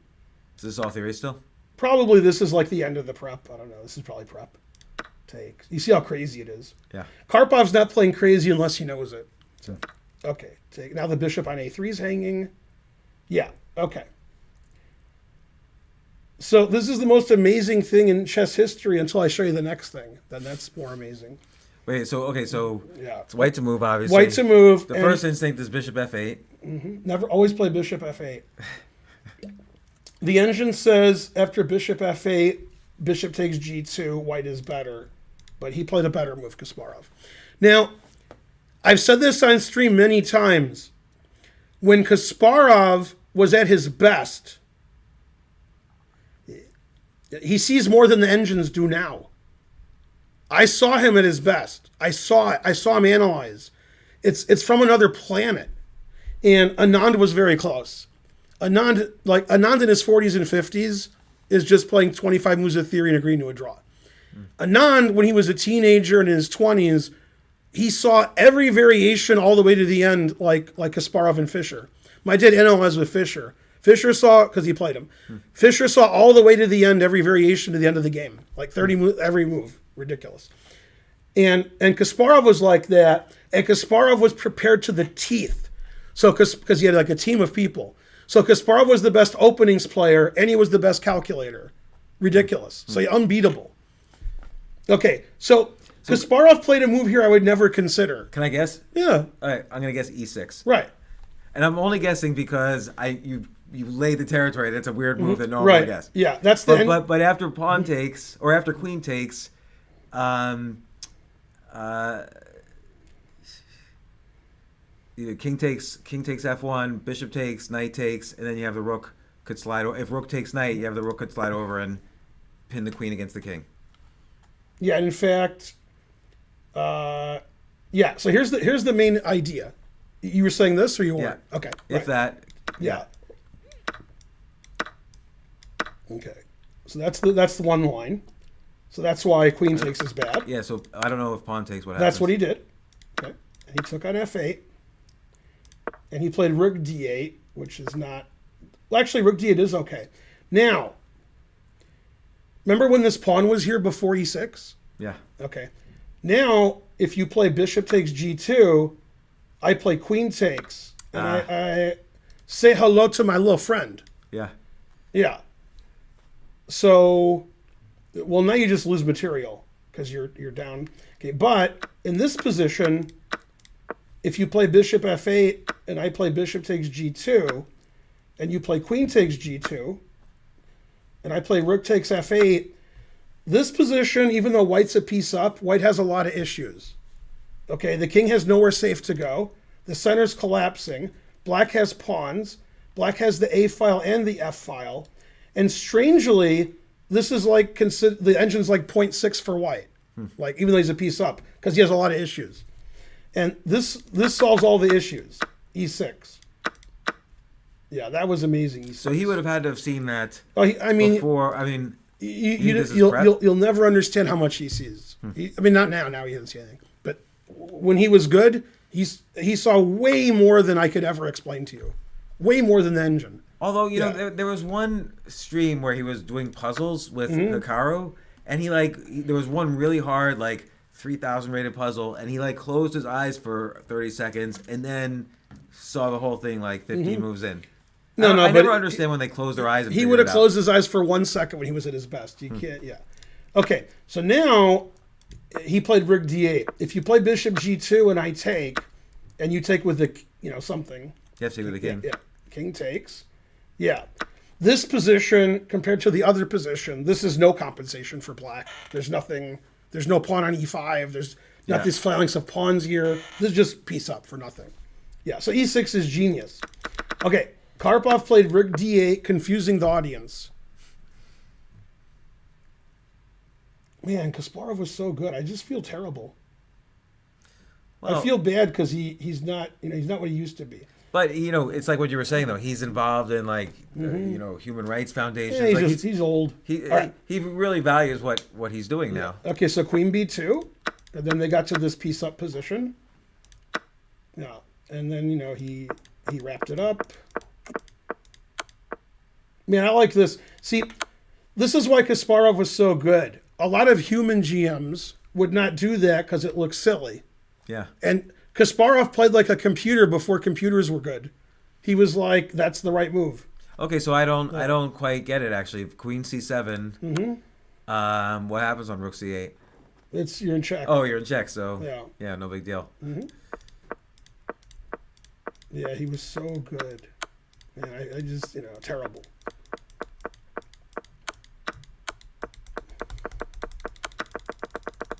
Man, talk about not resigning. Oh, he resigned here. Good. I was like, man, guy's getting 7 queens over here. And then Black resigned.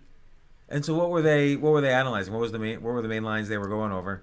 Oh, got a 1991. I don't know. All I remember was he played e6, and we were like, wow, what a move.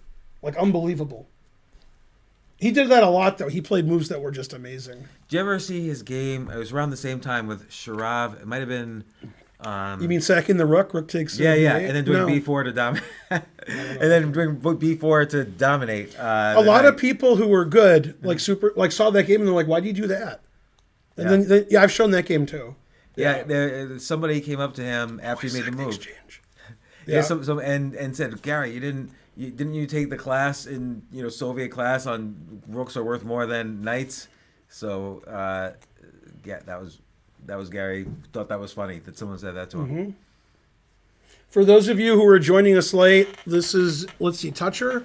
This is James. Don't touch her, I'll touch her. Yes. He shouldn't, but I don't. What? He's famous in his own right, but not for chess. Not famous, but not for, infamous. No, but Wikipedia, so you're famous. All right, that's the way it you're goes. You're on Wikipedia too. Right now, We're Wikipedia. Whenever somebody asks me, and nobody does, I always ask. But if somebody asks me, like me, who's more famous, who's better between two people, doesn't matter if it's the same. One could be like a music, one's an actor. Yeah. I look at their Wikipedia and see which one's longer. All right. And so Morphy has like a 9,000 page Wikipedia, so I know he was good at chess because mine's like this. Yeah. Ben Feingold exists. That's the Wikipedia. Morphy's like, he did this, he did that, he did it with a wiffle ball bat. I mean, Sometimes with those Wikipedia things, though, you got to be... Yours is a lot longer than mine. But like 10 times longer. There was a guy for a while who, like, for whatever reason, he had some issue with me. This guy from England, somewhere in England. Mm-hmm. And he would edit my page every single day, taking stuff out. Yeah. And I had to call Jimmy Wales and find out, like, how this guy was just taking stuff down that was... Mm-hmm. and putting stuff that was untrue. And it's a drag, all the social media. Yeah, when your name is Altucher, then I'm Me Too'd every day. You gotta watch every time it. I say my last name, I'm Me Too'd. Yeah, I think pronouncing it wrong is the right way to go. Can you imagine in this position, you're analyzing king takes, rook takes, bishop takes, and you play e6, and it's the best move. Engine approved now. Now today's engines approve. I've looked at Kasparov games where nobody could ever find any of the moves, and the engine says, yep, every move. And I'm like, what? Like, none of it makes any sense. Well, the famous Topolov game. To me, that's like, okay. The Topolov game. Yeah. But that's okay. But there's other games that are more, like, brutal where he's making moves that don't make any sense, and then he's just completely winning. I'm curious how much of this was home preparation. Well, I don't know what theory is. Let's see. Here. Let's see. Yeah, I don't know. In 1991? I mean, in 91, that wasn't really the time where you're spending... Like, chess base then, you're sitting down, right? Yeah. Chess base for DOS. That was the first chess base. Yeah, chess base for DOS. Truth hurts. Yeah, they don't know what DOS is because they're all in their teens. With ICC, we tried to do a deal with ChessBase actually to get like the opening library in there, but it didn't work out. How should you invest your money? He can't legally tell you unless you pay him. Then he might tell you. Yeah. I could tell him if you want. I like to keep things mostly in cash anyway. Yeah. So no stress. If you have to invest, index funds, no load. How'd I do? Very good. Yeah. there you I don't even know if I would do that. It's very stressful. That's actually what Rex tells people when they ask him on this. They're always asking him. Well, it's a very stressful way to earn 7% a year. Right, yeah. Like, I don't like to be straight stressed. Cash? That's how you get to pay the fine, the Twitch fine? Straight cash. You know, I like to do private sort of deals because that's where you have a chance to get more than 7% before they go public. Once they go public, that's their last resource. They can't raise the money anymore from institutions, so they want to go public, i.e., raise money from Main Street America. So now let's discuss something very important to the people on the internet. It's the only thing they ever talk about. What's that? Crypto. Crypto, yeah. They only talk about there's a big crypto. overlap with chess and crypto. I've never heard them talk about anything else but crypto. That's all they talk about. Not on my stream, but like if I go to Twitter, it's like crypto, crypto. And then, as you know, the Staples Center. No. Crypto.com. It's really? Crypto.com Stadium. Wow. Or whatever it is. It's not Staples Center anymore. And they have it for like 25 more years. That's the name. Yeah, well, you know, crypto Ridiculous. is definitely the most interesting thing that's come around in a long time, other than life-saving genomics and AI that beats chess and Go players and comes up with, you know, pharmaceuticals and so on. But I am very bullish on Ethereum, but I want to start seeing real-world use. I don't want to see crypto that just does stuff with other crypto.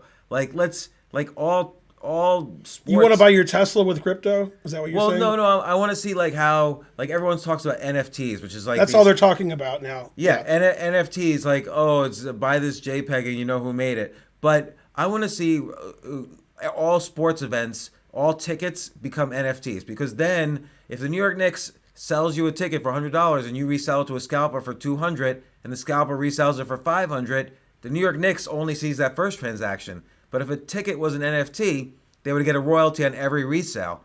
So there's real world use cases of Ethereum and NFTs and other crypto projects, but I don't see anybody using them for real world. People are just like they're buying and selling land in the metaverse. Who actually enjoys being in the metaverse? I want to see people really use this and benefit. And I'm bullish, but I'll be much more bullish if we start seeing that this year. That's my crypto thing. Yeah, you're right. Ethereum can replace complex financial machinery. So let's see it. Let's see the dream finally happen. And we'll see it, hopefully. And, you know, we have El Salvador, maybe Tonga is going to start accepting Bitcoin. So I'm bullish on crypto, but I still want to see things. You always want to be a skeptic in life and not just be blindly bullish about something. Now, are NFTs in crypto a dream for the money launderer? Yeah, but so was the internet. So all these things, all these technologies start off for bad reasons, and then they get better. So like the internet, the only people putting credit cards into the internet in 1996 were people looking at pornography. But then it evolves. Right now, use of Bitcoin. You know who the biggest probably money launderer on Bitcoin is the U.S. government. So the U.S. government used to send massive planes to like Afghanistan these planes were filled with like $100 bills, and they would pay off warlords with millions of dollars of $100 bills. But now they can do it very simply with crypto. So just like the U.S. government's the biggest player in the so-called dark web, the U.S. government's the biggest player in the so-called corrupt crypto space. So, we'll start to see real world use cases now. All right, let me ask you this question. One I'm going to disagree with you on. The other one I probably will. I hope I don't. What's your opinion of the intelligence of the following two people? Joe Rogan, Elon Musk. Discuss. I will say, you know why that's a tough question? Because I think Joe Rogan is a better all-around intelligence. He can communicate with people. He has hundreds of millions of fans. He can discuss, 10 different topics a week for 3 hours a topic. And Elon Musk is so focused on his one thing. But Elon Musk is really brilliant. Elon Musk is the most brilliant. He's like the P.T. Barnum of space technology and like Tesla is not any better than any other electric driven car that's being made right now by General Motors or Japanese companies or whatever. But he's such a great promoter that he's like a genius at that. So it's different kinds of intelligence, really. And Joe Rogan's been happily married, for many years, and he's been a comedian. He's been an actor. He's been a MMA announcer. He's been a successful podcaster. He's been a host of Fear Factor. So he's adapted to many things in a very healthy way. And Elon Musk maybe not as healthy. But he was Elon Tusk on Rick and Morty. Oh, was he? Did you ever watch Rick and Morty? Yeah, I didn't see him. Yeah, he was Elon Tusk. That's funny. Yeah. And somebody posted a tweet the other day that Werner von Braun wrote a book in the 1950s and said that someone named Elon will be the first person to take us to Mars. And it's an actual text. The guy cut and pasted the text from the book. It was confirmed that was from the book. And it's an interesting little time-traveling coincidence. What's also a coincidence is his name isn't Elon Musk. He changed it to Elon after he read that. Okay. That's a joke, obviously. So let me ask you this question. Yeah. Jeopardy. Yeah. And the three contestants are Elon Musk, Joe Rogan, and you. Okay. Now you come in first. Who comes in second? Joe Rogan, definitely. Smarter than Elon Musk at Jeopardy? Yeah. For trivial stuff, Joe Rogan's definitely like smarter because Elon doesn't know anything other than what he does. Right. And you would beat Joe Rogan. No, I don't know. Joe Rogan's good at, because Joe Rogan's been, a lot of the trivia is like entertainment business. Joe Rogan's been in the entertainment business for 30 years. So now they're saying Joe Rogan is a misinformation clown. Opinion? Is dangerous. Joe Rogan will invite guests on. Like he'll have Alex Jones on his podcast, for instance, and he won't say, and he'll disagree and he'll argue with the guy, but he at the end of the day, he won't kick the guy out. So it does become a platform.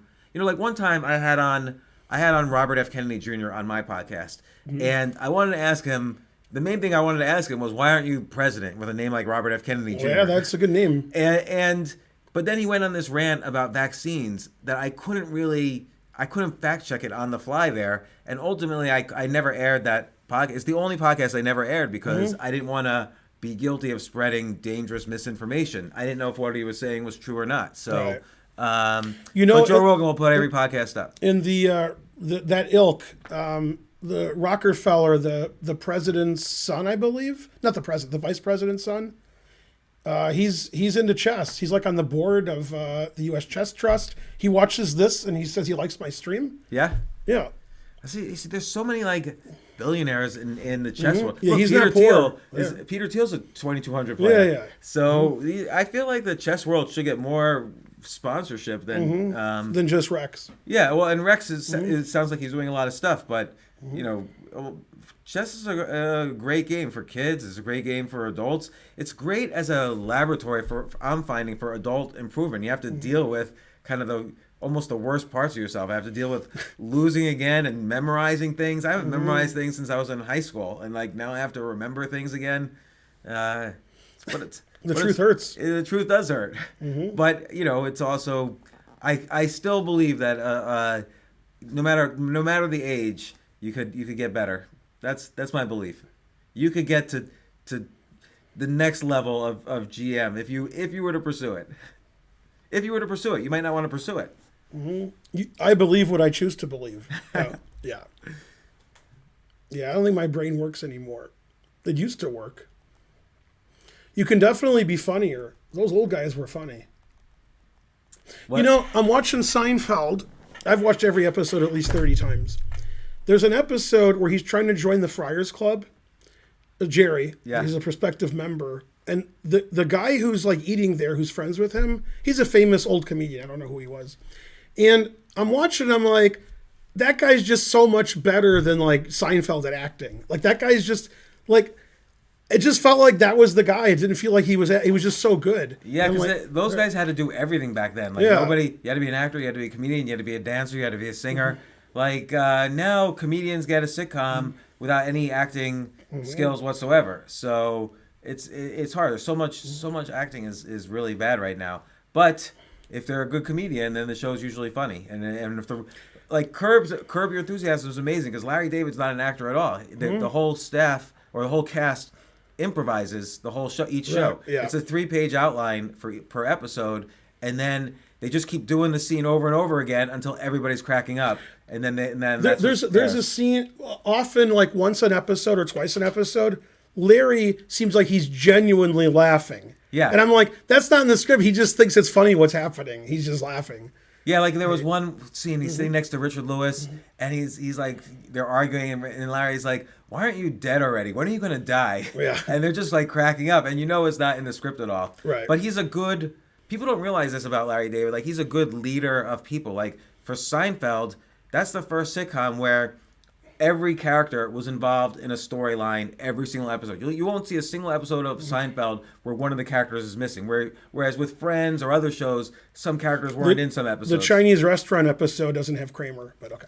Oh, it doesn't have Kramer in it? All right. Yeah, I know a lot about corrected. Seinfeld. I stand corrected. But you know, Larry David's whole point was he didn't want anybody to be sitting around bored during an episode. He wanted everybody motivated each episode.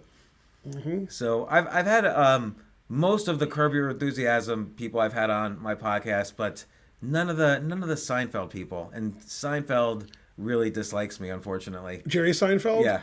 What'd you do? I wrote this article called "New York City is Dead Forever. Here's Why." And you said even Seinfeld's popular. Pat Cooper. That's who the guy was in the Friars Club who was obviously. Oh, okay, yeah. He just stole the scenes when he was in them. Yeah. He's like, what? You stole the jacket? What are you, some kind of idiot? I mean, just the way he did it was, I can't. Yeah. Now, why does he hate you? This is very important. He I wrote this article called "New York City is Dead Forever," and it got like huge number of views. Unfortunately, it like really ruined my life. So it's got about 50 million views, and then Jerry Seinfeld wrote a full-page editorial in the New York Times, the only editorial he's ever written in his life. He basically called me a putz in the title.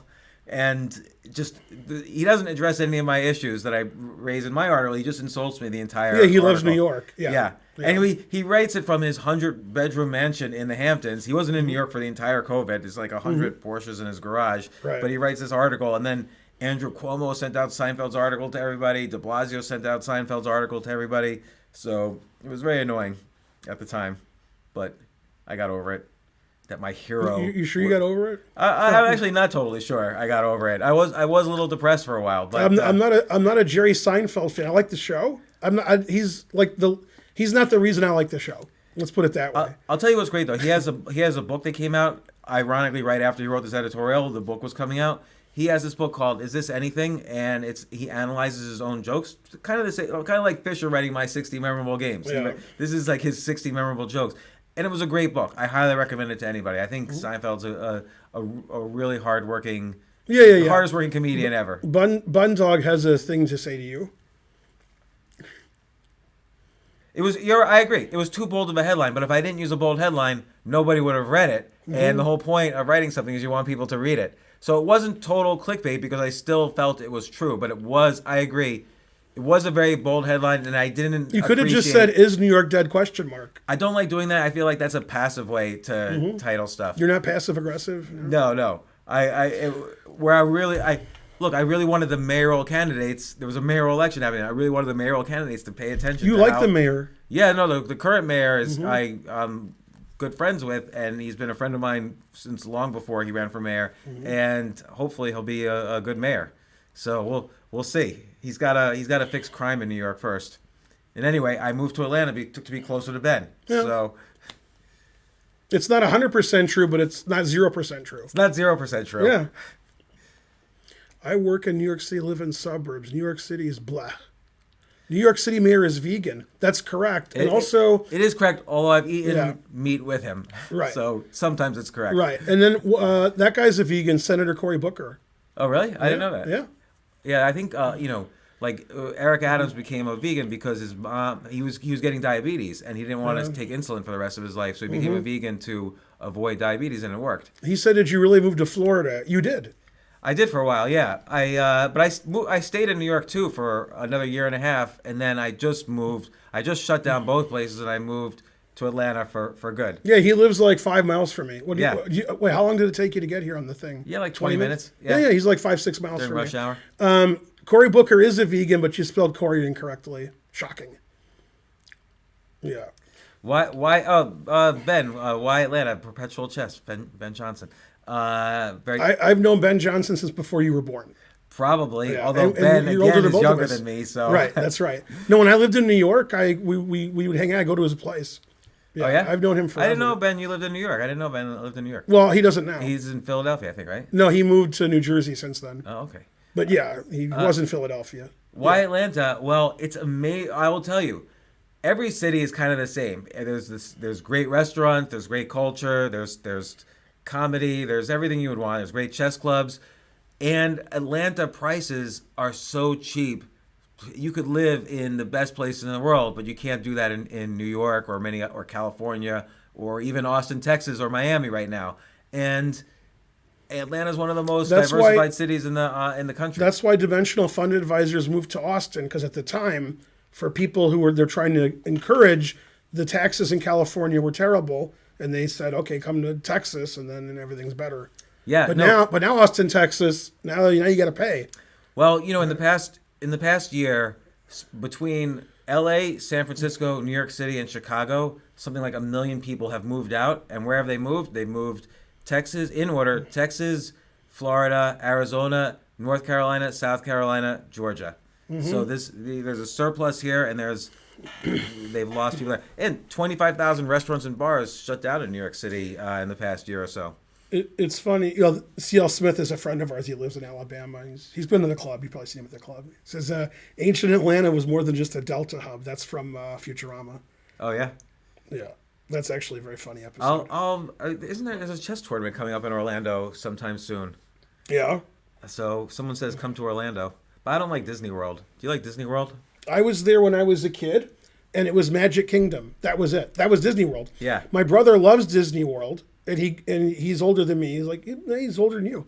And he goes down like twice a year. He drives down or flies down. He loves with his kids or just himself? No, just himself. And he likes the other stuff there too, not just Disney World. There's like some Paramount Studios or something. Yeah, Universal. Yeah. Universal, yeah. Yeah, he's driving there, and he's going to stay here Friday night or Saturday night. Does he play chess? Yeah, he's like 2,300. Really? Yeah, he's the black sheep of the family.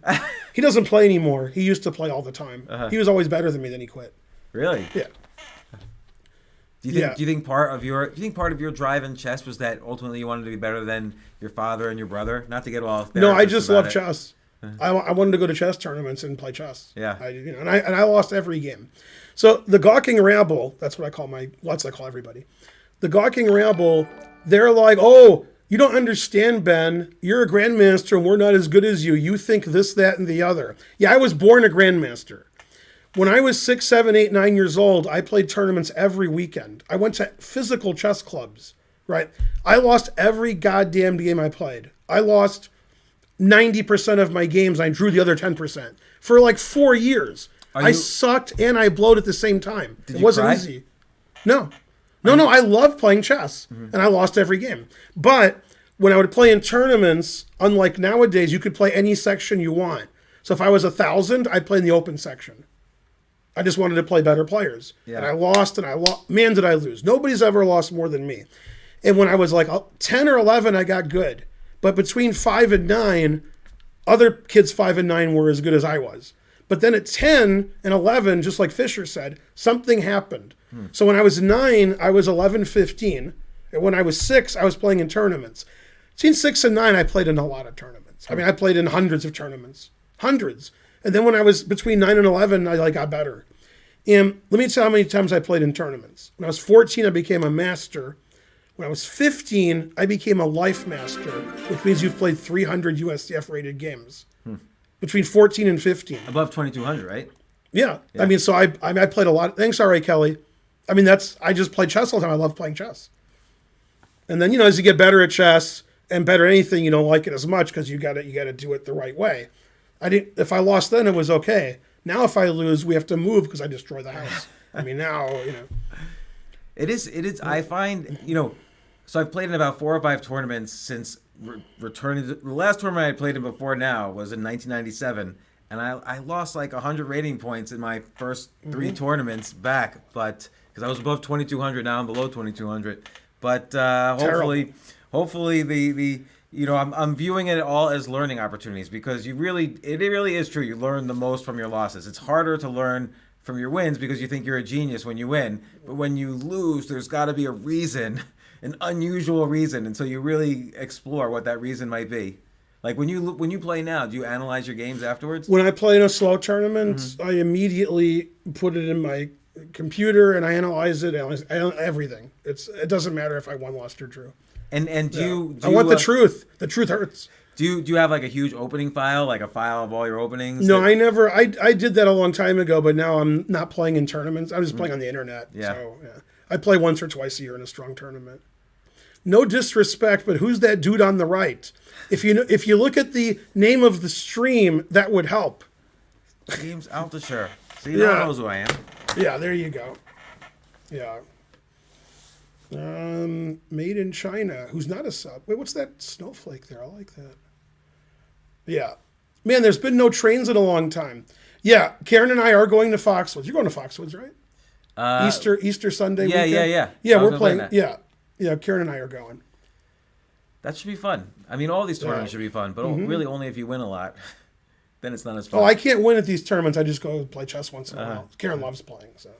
And she likes really slow time controls like you're going to like. Yeah. So that's our only hope. If you play in local one-day events.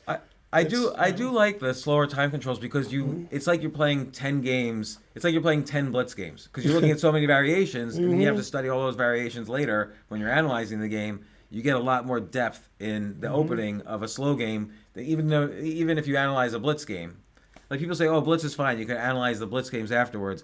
But there's so much more depth in a slow game. For getting better. I don't know if I really would enjoy it over blitz, but for getting better, it's a better tool.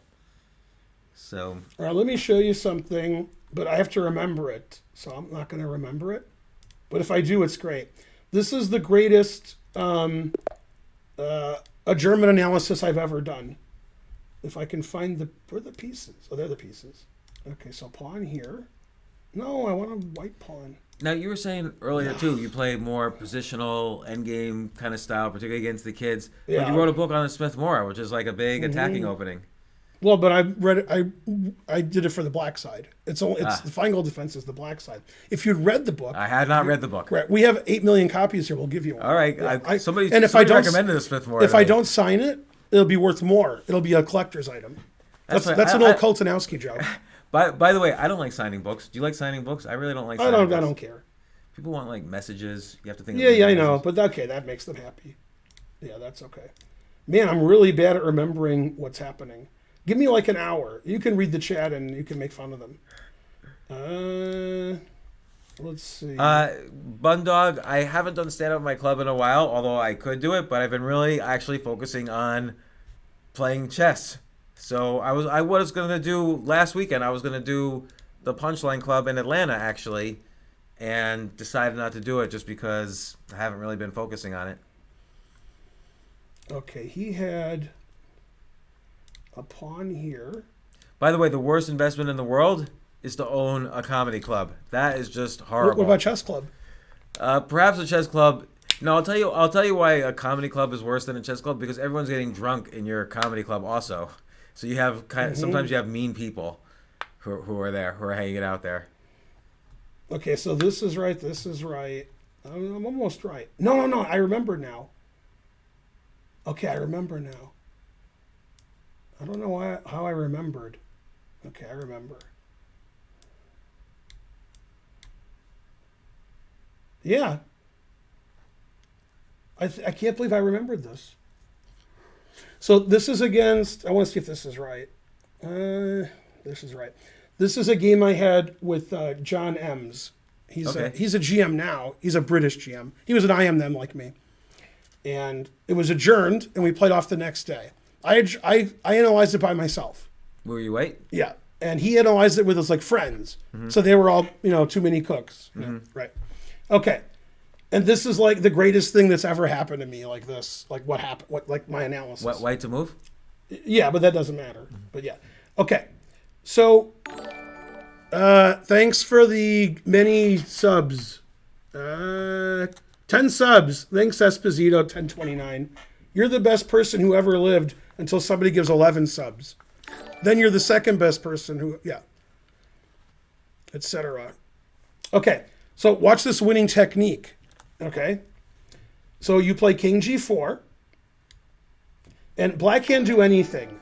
Black moves his king like here. Right. Black doesn't have anything good to do. Okay. And if he moves his bishop, he loses one of the pawns. Okay. Then you play bishop here. Whoa. Whoa, whoa, whoa. Let me do legal moves only so it doesn't do that. Okay, so we'll go here. Okay. Now you're threatening to take this. Right. Okay.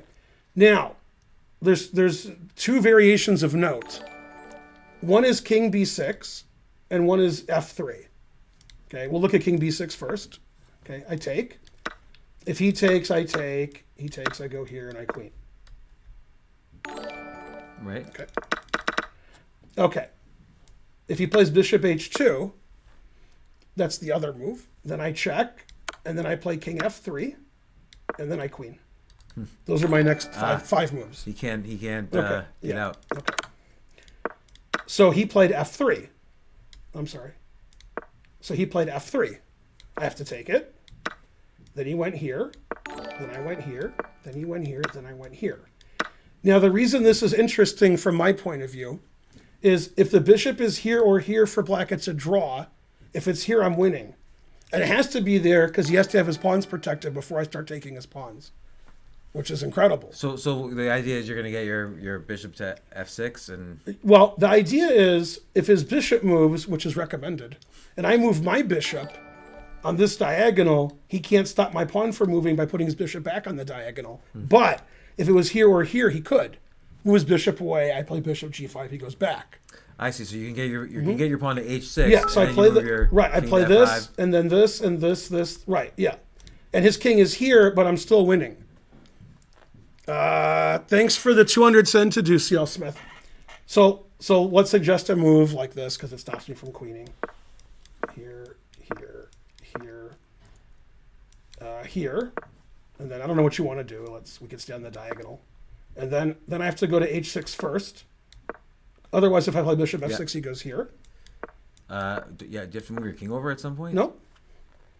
Here, and then I win by one tempo. Hooray for Ben. Yeah. All right.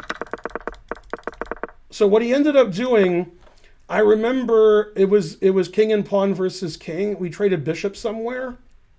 I remember where we traded bishops, and then his king came here, and I went here, and his king came here, and I went here, and he resigned. But this is winning. But so basically, when we adjourned, I was winning, and they didn't see this winning plan that I just showed you. They thought I was going to go here and here. So they put their king here. It's like, put your king there, you can't lose, because this is his only winning plan. But it didn't matter what he did, I'm winning anyway. Yeah, the engine knows that I'm winning. What tournament was this? Some tournament in France, some middle of France somewhere. Yeah, but I really like the fact that if the bishop is somewhere else, it's a draw. So I can get rid of this legal moves here, and then I can make it black's move. Then draw. All zeros, every move, draw. But if I put the bishop here... All right, so it's a draw because your bishop has to move to get out of the way, and his bishop could move back. But his bishop can't move back here because your king would take it. Wait, what position? Oh, no, I'm sorry. I meant to show you the F3 line. Yeah. Right. Yeah. And then it's this position with the pawn gone. Yeah. Right. So if the bishop is here or here, it's a draw because he moves away. I go to G5, he goes back. But here, here he can't go back, so I get H4 in quickly. But that's amazing that this position's winning and the other ones aren't, and it has to happen. Yeah. So it's the start. It's winning, so it's pretty cool. I was in a tournament in France in Avouan, a city nobody's heard of. It has 4 people, and there was a tennis tournament at the chess tournament for the chess players. Really? And I was like, oh, that's nice. Yeah. Well, Bobby Fischer was a big tennis player, right? Yeah. And Spassky's a big tennis player. Robert Byrne. Yeah. Yeah, right now, the best tennis player who's a good chess player is Esserman. Who's that? Esserman. I don't know him. He wrote a book on the Smith Mora. You don't know him. Mark Esserman. Oh, yeah, right. Okay, yeah, he has the he's Mock After Dark. He's probably better at tennis than chess. Huh. And then Josh Friedel's very good. Ray Robson's very good. Mike Klein's very good. Who am I missing? I'm missing somebody. Oh, Evan Zhu is good, but nobody knows who that is. J.U. He's almost as good as Esserman, but he's only 2300s. They don't know who he is. Yeah. Yeah, Rosen's okay. Danny Wrench, no. Absolutely not. Oh yeah, Rosen plays. Yeah, terrible hype train. Rosen designed our website when we started Really? the business, like 5 years ago. Yeah, he majored in social media. Yeah, I've known him for, again, 1,000 years. Who do you think right now, just like you were probably the strongest IM in the country before you were a GM, who is the strongest IM right now? In the U.S. or in the world? I would say in the world. Yeah, that is somebody I don't know. Well, okay, the U.S. In the U.S., strongest IM. Man, I wish I wasn't out of it and I knew. John Bartholomew, maybe? All right. Yeah. I enjoy Lawrence watching Trent is not from the U.S. Hey, people said Bartholomew. Oh, no, Yu's the GM now. You got his last norm. Christopher Yu's the GM. Min Lee's not from the U.S. Jesus Christ. See, and again, these people are confused, right? The people saying Levy, half of them are serious. Because half of them live on the internet. They don't know what real life is. And people who say Min Lee, they don't have no idea how good he is over the board. None. But on the internet, that guy's good. I mean, he's really good on blitz chess on the internet. But you mean like in real life, if you go to a tournament, right? They don't know what that is. See, we're in our 50s. We're talking. They're like on the internet, Levy and then Min Lee, right? I'm talking about actual chess where you go and play chess. Yeah, Levy's GM is in the bag. Levy is from Israel. What? Ben doesn't know the capital of Indonesia? What? Bali? Is it Jomama? I thought it was Jakarta. Is that another country? James for president, thank you very much. People don't know how easy it is. If you just go to fec.gov, you could run for you can officially run for president in 2024. Did you do it? In the next 10 minutes? Yeah. You're born in the U.S.? Good job. Yeah, I know. Nobody's born in the U.S. New York City. Canty's not even an FM. Yeah, he's an NM. Canty's not. But he's got like some huge rating on chess.com though. He's like 2,600 on chess.com. Yeah. Indonesia has named a new capital. What? It was Jakarta until recently. Now it's Jomama? Wow.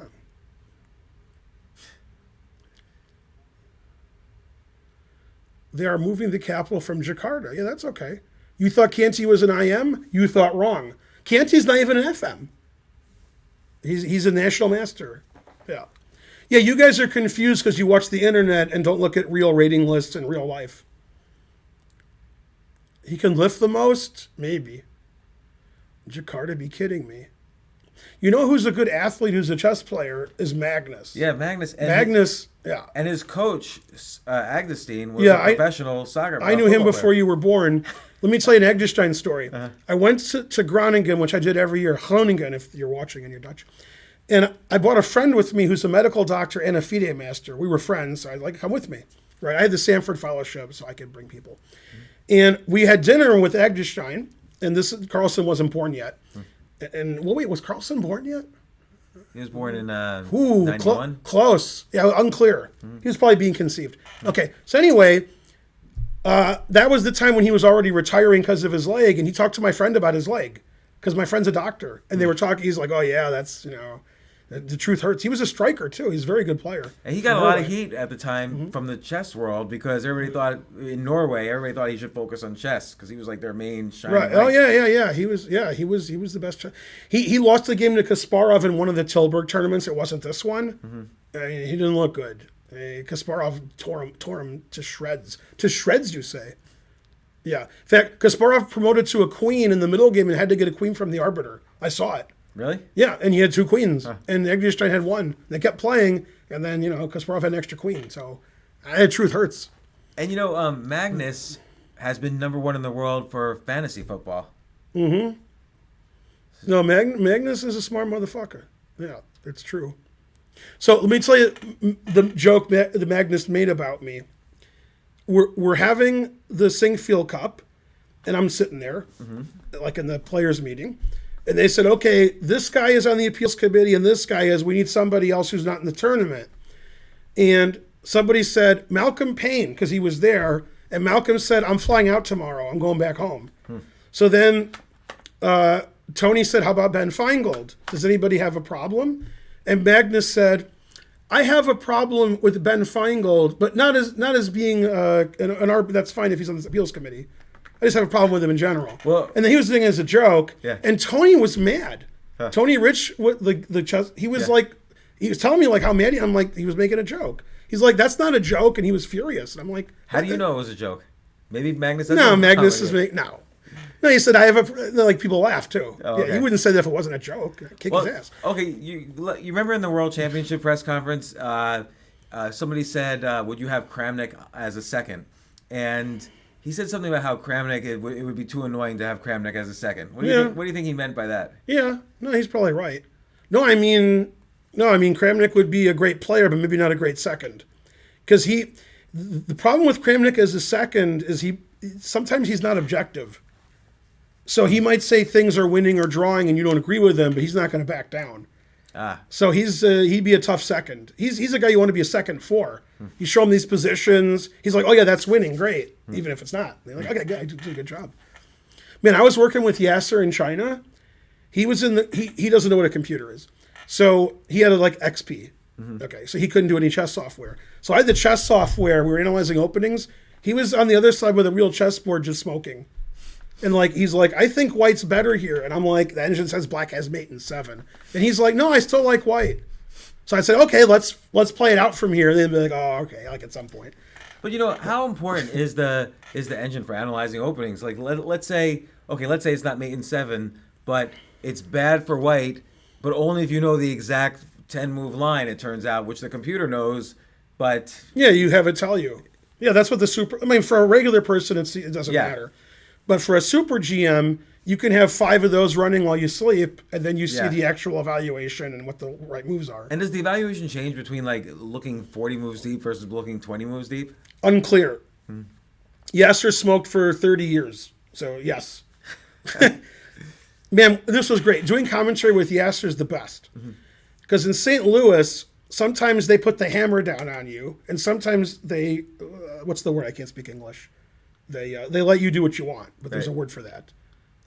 Okay. But anyway, so for me, they're like, Ben, do this, and Ben, do this, and we're going to have you killed. And with Yasser's like, I think we're going to do this. And they're like, okay. So when you do commentary with Yasser says, I think it's time for a break. And so we take a break, and then he never comes back. So we used to be like on 5-minute breaks when I would do commentary with normal people. With Yasser, he's just outside smoking, talking to people. And then, like, he comes back when he wants, and they're like, what are they going to do? He's Yasser. So that's great. Through the 80s, he was the best U.S. player, right? He was the best U.S. player for many years. Yeah, 80s and early 90s, I'd say. Yeah, Yasser's the best. And what's funny is when Yasser's drinking, and I mean, he swears like a sailor. But he's when he's working, he's very professional, the most professional. You don't see me doing that. Okay, but when he's not working, then he's like us when we're like talking on the internet. He's F this and yeah, he's great. Yeah, and then I remember in the 80s, like Lev Albert was big in the 80s as well. He was down with the ladies. Yeah. Was he? Yeah. Lev I did Albert. not know that. That rhymes, but it's still true. Yeah, there's some club in New York. I don't think it exists anymore, but it was like you paid to get in that club and so forth, mainly and so forth. And the and so forth is emphasized. That's right. Yeah. Kamsky was easily the best for quite a long time after when he became good. Yeah, Kamsky was world class. Again, he was a guy who quit for a while and then came back. He went to law school and or medical school. It's unclear. I think law school. And then he just said, okay, back to chess after like 7-year layoff. Yeah. Horrible decision making. Yeah, that's not something you would do. But you weren't like top 10 in the world in chess. I know, that's the problem. So, yeah. And I didn't go to law school, or I got thrown out of graduate school. Physically? Defenestrate? Almost physically. Like, I lost interest in computer science, and so after about a year of failing all my classes, I was thrown out. And the dean who threw me out is now a dean at Georgia Tech here. Oh. Yeah. So was it Dean Martin? And then we became good friends because I started giving him chess lessons. He's like a 1,500 player, and That's funny. Started giving him lessons. This is the story of how Polgar and Paul Truon came to St. Louis. Is the Webster guy? He's like 2,200, and he's the provost. Huh. And they said, he said, come here. So they got that in, and he likes Susan. So, yes, Studio 54. I went there after they were Studio 54 when they were showing like musicals. when it was like a theater. Yeah, that was whatever I saw there was good. Didn't he work IT at HBO after getting thrown out? Yeah. Let me get a Perrier. Did you want one? Oh yeah, sure, I have one. It'll match your personality. Smart. Yeah, I worked at HBO after getting thrown out, and even though I'd gotten undergraduate in computer science, grad school in computer science, I was so bad at programming that HBO made me take remedial programming classes to get good enough to work there. Wow. HBO, no, you didn't. Wow.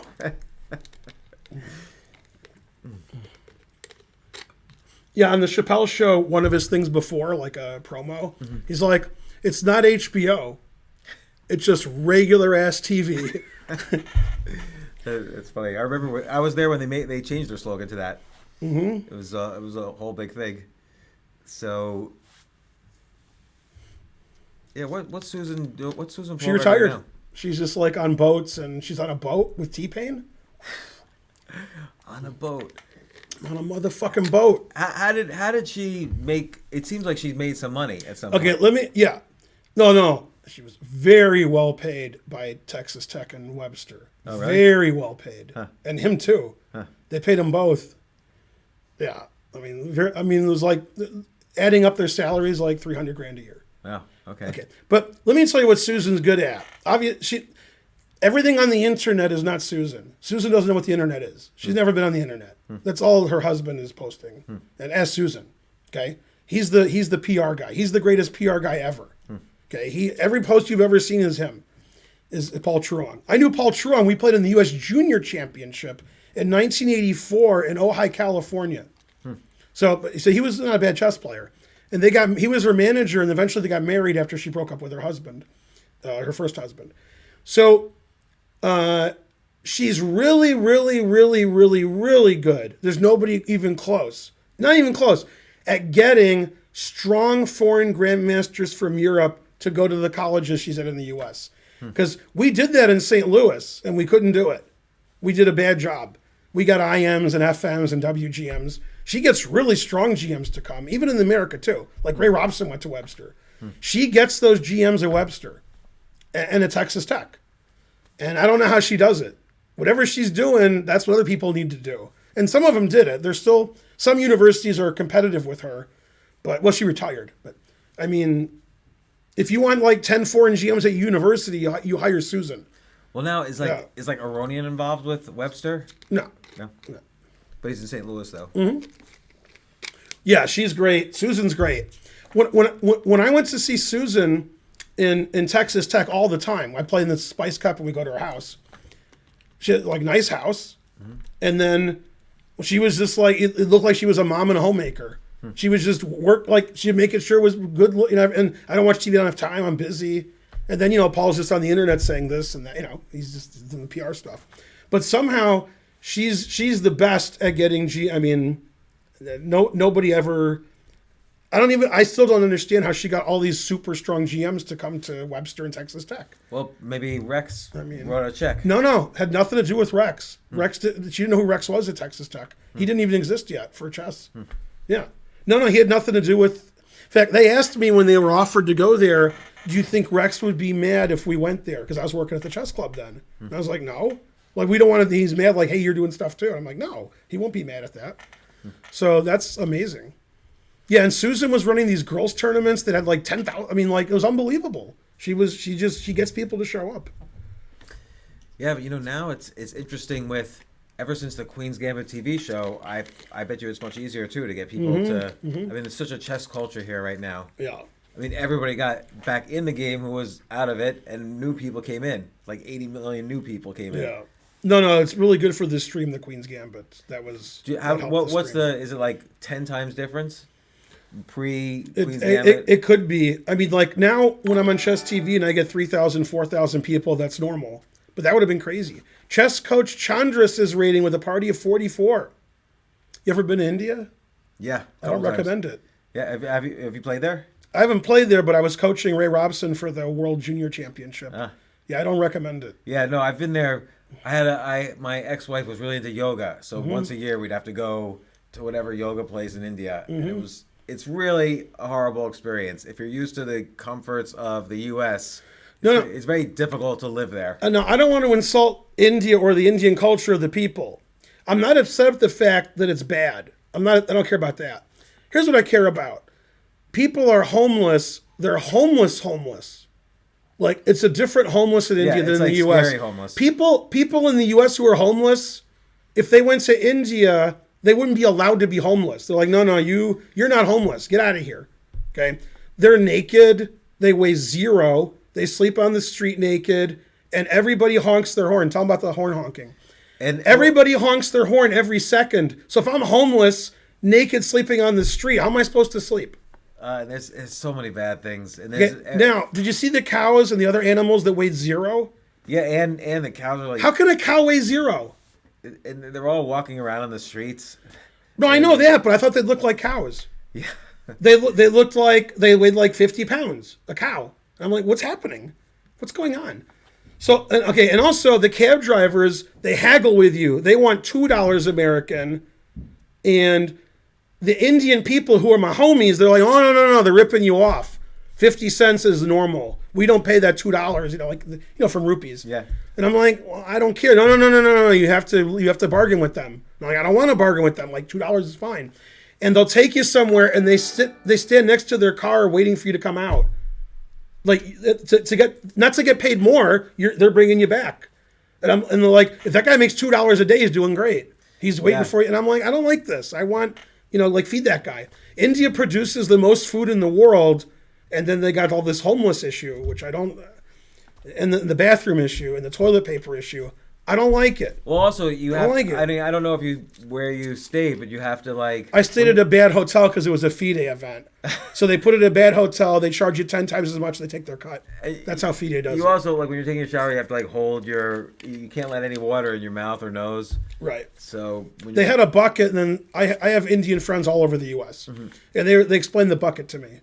What's the bucket for? There's a bucket. You put water in the bucket, and you turn the shower off. Then you use the bucket. Then you finish. Ah, okay. You can't. Yeah, that's the bucket. I couldn't get toilet paper unless I bribed them. If I gave them money, a roll of toilet paper. I was staying in a very bad hotel. A good hotel would just be great. But it's FIDE. This is FIDE's fault. I'm not mad that the hotel's bad. I'm mad that when we drove outside, I didn't like that. I didn't like that people were, And then Aviv, my friend, he went to the World Youth in Mumbai, and they have the famous slum. Is the famous. Yeah. And they did a tour of it. Huh. Like, they took the chess players, and he was like, damn, the truth hurts. Yeah, it's a very scary place. I want my kids to go there, actually, to experience it, because it's interesting to experience these places that are like the opposite of the U.S. And I don't want to go to India and stay at a 5-star hotel and be blindfolded while some people actually, when they're driving in India, this is common, they have to lay down because they can't believe what they're seeing as far as the traffic and how scary it is if you're not used to it. Yeah, because no one's going the right direction. Yeah, everybody's going diagonal, and so, like, my friend Atulia Shetty, who's like 25, 50, he's graduated Michigan. His mom and dad are good friends. She said, yeah, when I'm in India, she's Indian. Mm-hmm. She's like, I'd like to live in India. She wants to go back, but they live in Michigan. They have jobs, and she said, I like India because I'm Indian. Says, yeah, but I need a driver and I need this, and I can't look when they're driving. Like, I wouldn't drive there. She's from there. Yeah. And I wouldn't look when they're driving. I would close my eyes and wait till we're there. But and I'm like, what? There's a reason why so many people move here. But conditions will change there. Like, it's getting better as technology changes. And I don't know. I always, whenever I work on a project, I hire programmers from there. There's always good programmers. Yeah, of course. So. No, I just get mad that there's so many homeless and starving. And the rich of the richest Indians, now those guys are rich. Yeah. Those guys, nothing costs anything. Those guys ain't kidding around. Yeah. Yeah, a friend of mine, Dushanth Reddy Vari, he's a 2000 player. He's actually works in the governor's office in Austin now or something. But he got a law degree at Chicago. He told me when he goes there, he says, my uncle's a criminal and he's super rich and everything's 5-star. It's great. He's like, hey, when I go to India, it's great. He's like, yeah, this and that, and we have everything. And I was like, yeah. And I went to a nun's house in Tamil Nadu, in the Chennai area. And now, does he live like a king in India? No. I went to his place. No, he looks like a middle-class house in the U.S. But where he lives. He must do well, though. Oh, he's worth many millions. Yeah. Yeah. Anyway, so I'm there, and we're eating, and the lights go out. He loses power, and he's furious. And I don't see Anand mad too often. I've known him since I was 16. He doesn't get mad like mad. And he was like, we have this so the lights never, like they have like backup, and the lights still went off. And he was furious. Then the lights went back on and we continued eating. Yeah. Yeah, I met Anand when we were 16, and he's just such a nice guy. Now, did you play in that the World Open in whenever it was 1986? I remember he was Probably like 16 and playing in that. Yeah, I remember when he was either 16 or 17. He slept on the floor. We shared a room, and then he shared a room with a friend of mine. I hooked him up with in one of those years. I don't know which one was which. In one of them, now you're old like me. Do you remember? I don't consider myself old, by the way. I'm Gen X. We're not. Yeah. It's not like we're They boomers. think we're boomers because. No. By the way, Karen's the last year before being a boomer. Because Karen's older than you. 65. 65, yeah. So, Anand is playing Walter Brown in the last round. Anand's like a kid. Yeah. He's an IM. Nobody knows who he is. Yeah. I did because I saw him in 86 in England. And he's playing Walter Brown. Do you remember this toss? No. Toss for color. At CCH, at Goichberg tournaments, you toss for that. color in the last round if it was an odd round. So if the last round is round 7 or the last round is round 9, and you're both 4 and 4, 3 and 3, you toss for color. So it said toss. So Walter Brown takes 2 chess pieces, like this. And Anand says, oh, no, you can have white. I've had enough whites this tournament. And Brown says, do you know what you're saying? He says, yeah, I don't care. You can have white. Huh. And who won that game? It was a draw, but Anand was a pawn up in the ending and probably should have won. Huh. He's like, yeah, you can have white. That's fine. And then have you seen Walter Brown's book? He has a memoir out. I mean, I know he's passed away, but... I played him a couple of times right before he passed. Huh. Yeah, I played him. No, I never saw... I know what you're talking about, yeah. Yeah, he was a very, very interesting player. How did players like that get good? Like right now, obviously, we know how they get good. They have computers, they have coaches. Oh, he played a lot. Yeah, he was good when he was a kid. But he played a lot. He played in New York. He was playing chess all the time. Yeah. Yeah. No, I mean, some people get good. They play a lot. They study a lot. He worked a lot. Now at the '94 U.S. Championship, which was my first one in Key West. I remember walking in it was like outside because it's Florida. I'm walking. There's a window with the curtains open. I look in. It's Walter Brown. He's studying with a chess set. And he has like 40 books. This was in '94. Other people had computers then, but not him. He had the million books, and he was analyzing everything all the way to the end. Yeah, he always worked really hard at his chess. Before the computers, he did his, So it's interesting. Then you definitely have to work at it. You can't just play. Because take someone like there was an IM in New York, Jay Bonin, who played in like the most tournament games in one year of anybody, and he would stay the same rating. He wouldn't get better. And truth hurts. Yeah. So playing.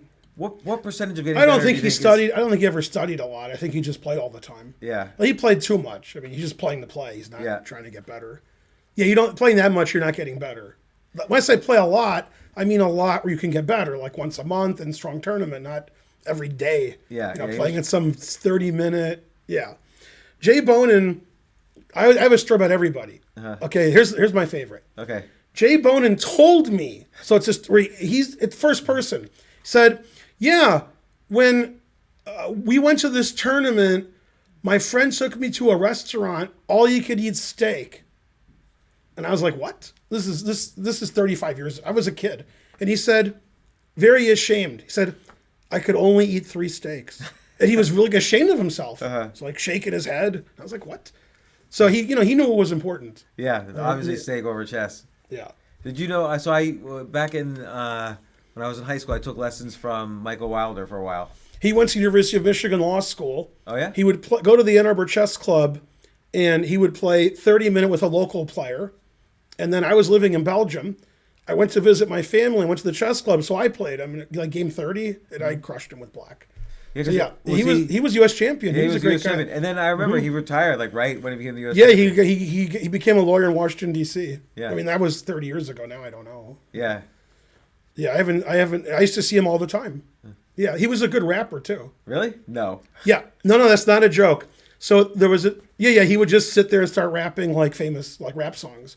And he was rapping, and some chess guy was like a chess fan, and he was some business guy, millionaire, and he walked up to say hi to people, and Wilder was like, was rapping like some like gangsta song. And when he was done, the guy said, "That guy's a genius." Like Wilder, he says, "I don't know who that is. Whoever that is, that guy's a genius." That's so funny. I didn't know this about him. Yeah. Wilder was a cool guy.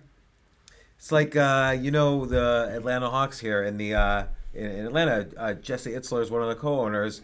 He was this rapper Jesse James in the '90s. I remember that. Now he's this big billionaire Atlanta Hawks guy. Wow. The truth hurts. He's married to Sarah Blakely, who's the founder of Spanx. Yeah, she got well known because of Oprah, I assume. She went to Oprah, actually. And Oprah said Spanx are great, and they're like, "All right, now I'm a millionaire." Yeah. Yay. Oprah and her are like that, son. Now Oprah's distancing herself from Dr. Oz. Really? She totally created Dr. Right, Oz. she created him, but now he's running for senator or congressman or something. Really? He's running for office. Yeah. Oh, I didn't know that. Yeah. And so they said, "What do you think about that?" And she's like, "No questions." Yeah. Yeah, he became a suspicious character. I've had him on my podcast, actually. Yeah? Was he a suspicious character? No, he was he only had he was very tight with his time. He had very limited. Oh, yeah. And I had to go to him. Usually, at that time, I had people come to me, but with him, I went to his Yeah, he's running for office. I didn't know that. Yeah. I have to have him back on. Yeah. Just to see what he's up to. Yeah, you guys should make a podcast. Yeah, if you have a podcast, I'll come on. Nobody will watch. And nobody will, but yeah. No, people will watch. Look, these 3,400 people will watch, and 10 times that or 20 times that.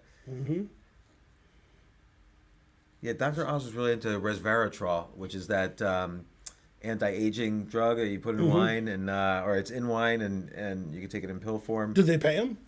I don't know, actually. I don't know if it works or not. I didn't know he was a Trump type. He went to Hollywood Upstairs Medical School. It's a Simpsons joke. Okay. Hollywood Upstairs Medical School. So Dr. Nick is the joke doctor on The Simpsons. He's a doctor, but he's a doctor. And he had to do surgery, and he was like, think back to med school. And he's thinking back to med school, and he's at a party with a beer, and he says, "That's right, baby. I could prescribe anything I want." That was his memory of med school.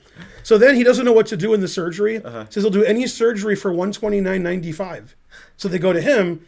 Homer needs heart surgery. So Lisa's yelling from the, like where you watch. She's like, "Do this." He's like, "Thanks, little girl." Thanks, little girl. He's a good doctor. That's funny. Dr. Oz. Terrible. Yeah. So how often does your podcast come out? 3 times a week. And you always do people come to your home, or that was before? It used to be, before COVID. Now it's just all Zoom. But I could come to your home, or we Zoom? Yeah. I'm the one who's gotten COVID yet, so if I get it from you, it'd be an honor. Yeah, I'm happy to give it to you. Everybody in my house has had COVID, other than me in the past few weeks, all my kids have had COVID. The only COVID person of me, Karen, her kids, and Spencer is Karen. Nobody else got COVID. You guys are super immune. We're something. Yeah, we're super freaks. I think chess players don't get COVID as much because we're inside playing on Lead Chess all the time. You can't really get COVID from people you play on Lead Chess. The first 4 months of COVID, when you were supposed to do stuff, we did all that stuff. Yeah. And here's what I mean. We never left the house ever. Yeah. Only Karen went to the store, and she'd have a mask and gloves and hide and not stand next to anybody. And we ordered food.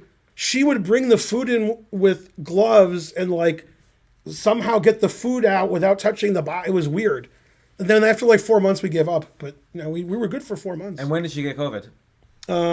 December 20.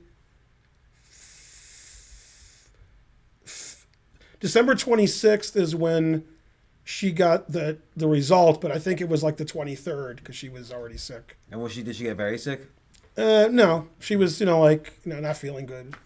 She thought she had COVID.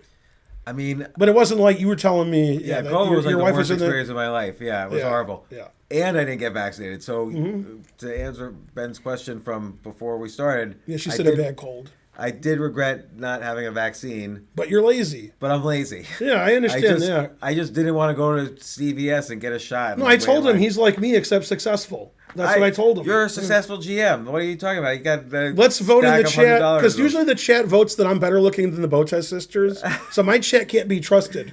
But who's more successful? You're definitely prettier than, well, I would say both Botez sisters. I was going to rank them, but... Very suspicious. Some guy, when the stream started, kept asking me how I have a girlfriend like Karen. What did you do? Karen's been my wife for over 5 years. So, yeah. And he taught her chess. So, right? That's how you guys met. So you were in a status position. Terrible. I thought she liked me for me. She did. She liked you for the qualities you brought. The ratings. You're a Mississippi 8.5. Thank you. That's high praise. That's like it's something. Like all of Miss Americas come from Mississippi. Yeah. Yeah. Like Mississippi has the most Miss Americas of any state. That's crazy. Like Fox News. Somebody changed it to just chatting from chess. It's got to be either trying to learn or Karen. Those are the only people it could be. Whole family got it very mild. You guys are like wine. We do get better with age. It's true. If you mean like vinegar, nah. If you mean like wine, yeah. You change the category. I should ask that hot babe at the bar if she wants to learn chess. You shouldn't ask her that. You should ask her, would you like to play chess, assuming she already plays chess. Also, then when she says, I don't know how to play, say, oh, I could teach you if you'd like. Also, by the way, why are you talking to the hot girl on a bar? Mm-hmm. Like, that's... Yeah, didn't you see... like, you're probably a successful person... And the hot girl in the bar is just drinking. Yeah, didn't you see A Beautiful Mind? You don't all go for the hot girl. Gotta do math. Right, yeah. Come on. So, we just met here in Atlanta. Someone said, how did we meet? But, like I told you, I remember seeing you literally running around at the U.S. Open. In 86. Yeah. Yeah. All right, so how did you meet your wife, if you're allowed to tell? Yeah. She... This was always it's not like a Succession story where she was hooking and she was since I started writing books, I always wanted to meet someone who was a fan who would then fall in love with me because of my book, because she wasn't going to fall in love with me because of my looks. So she came to a talk I gave. She had read my book. She wanted me to sign it, and that was the qualifications for me to fall in love with her, and that's what happened. And 6 weeks after our first date, we got married. Mm-hmm. How long have you been married? We've been married now. We just had our 3rd year anniversary. Mm-hmm. And now we bought our house together. And yeah, December 23rd was our 5th wedding anniversary. Really? Yeah, we're December 31st. Oh, cool. So this way we have an excuse if we don't want to go to a New Year's Eve party. Everything is about having a good excuse for future things that you don't want to do. That is good, yeah. Well, we got married December 23rd because Karen's birthday is November 23rd. So I can remember. So you had the 1 month birthday celebration was the anniversary celebration. Mm-hmm. Yeah, we knew what we were doing or something. I vaguely play chess. Not anywhere. He's 2200. Not anywhere near this young man right here. I was very much against buying houses. But he has a wife. Yeah, women want to nest, men want to hunt. Wait, this is a Seinfeld joke. It could be. So yeah, this is an actual one. Yeah, he's talking about the remote control. Oh, he's like, women want to see what's on TV. We want to see what else is on TV because women want to nest and men want to hunt. Oh, okay, good. That's a Seinfeld joke, right from Seinfeld. Yeah. Yeah, I remember the remote control part. Yeah. No, we've known each other. He came to the club several times, but we never really talked. We were like, hey, you're playing chess, hey. And he was like, he said he was scared, but he was just ignoring me. He's like, this guy's an idiot. And then, but this is the first time we've ever, like hung out and stuff. And he was here for about 2-3 hours before we started the stream. We got some Thai food, played some Blitz with Spencer, etc. Mainly etc. Man, that guy's impressed that you're here. Yeah, James Altucher. 2400 elite chess, which means I'm much worse in real life. Mm-hmm. So, but your USCF used to be over 2200. Yeah, USCF, my high was around 2240. Mm-hmm. So, how can Ben remember all these references? It's chess grandmaster. I remember references and chess stuff. But if you're like, what's the name of that actor? I don't remember. I can't remember Don Rickles' name. I can't do it.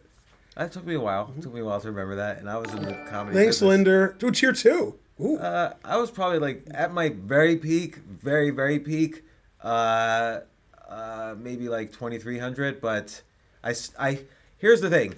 If you're not going to be higher than a master level, this was my theory. I stopped right before I was going to go below 2200. I was definitely going to go below 2200, and I stopped because I always wanted to be legitimately say I was above 2200, which I can't say right now. But I remember, nobody in the outside world knows the difference between a master or a grandmaster or an international master. They just think, they just know they get beat by him. Yeah, you're like, are you going to be world champion one day? Like, everybody just thinks, everybody is fooled into thinking that chess is correlated with intelligence, which it's not. If you go to any chess tournament, you would see that. And Tester, yes, he was very fast. That's what she said.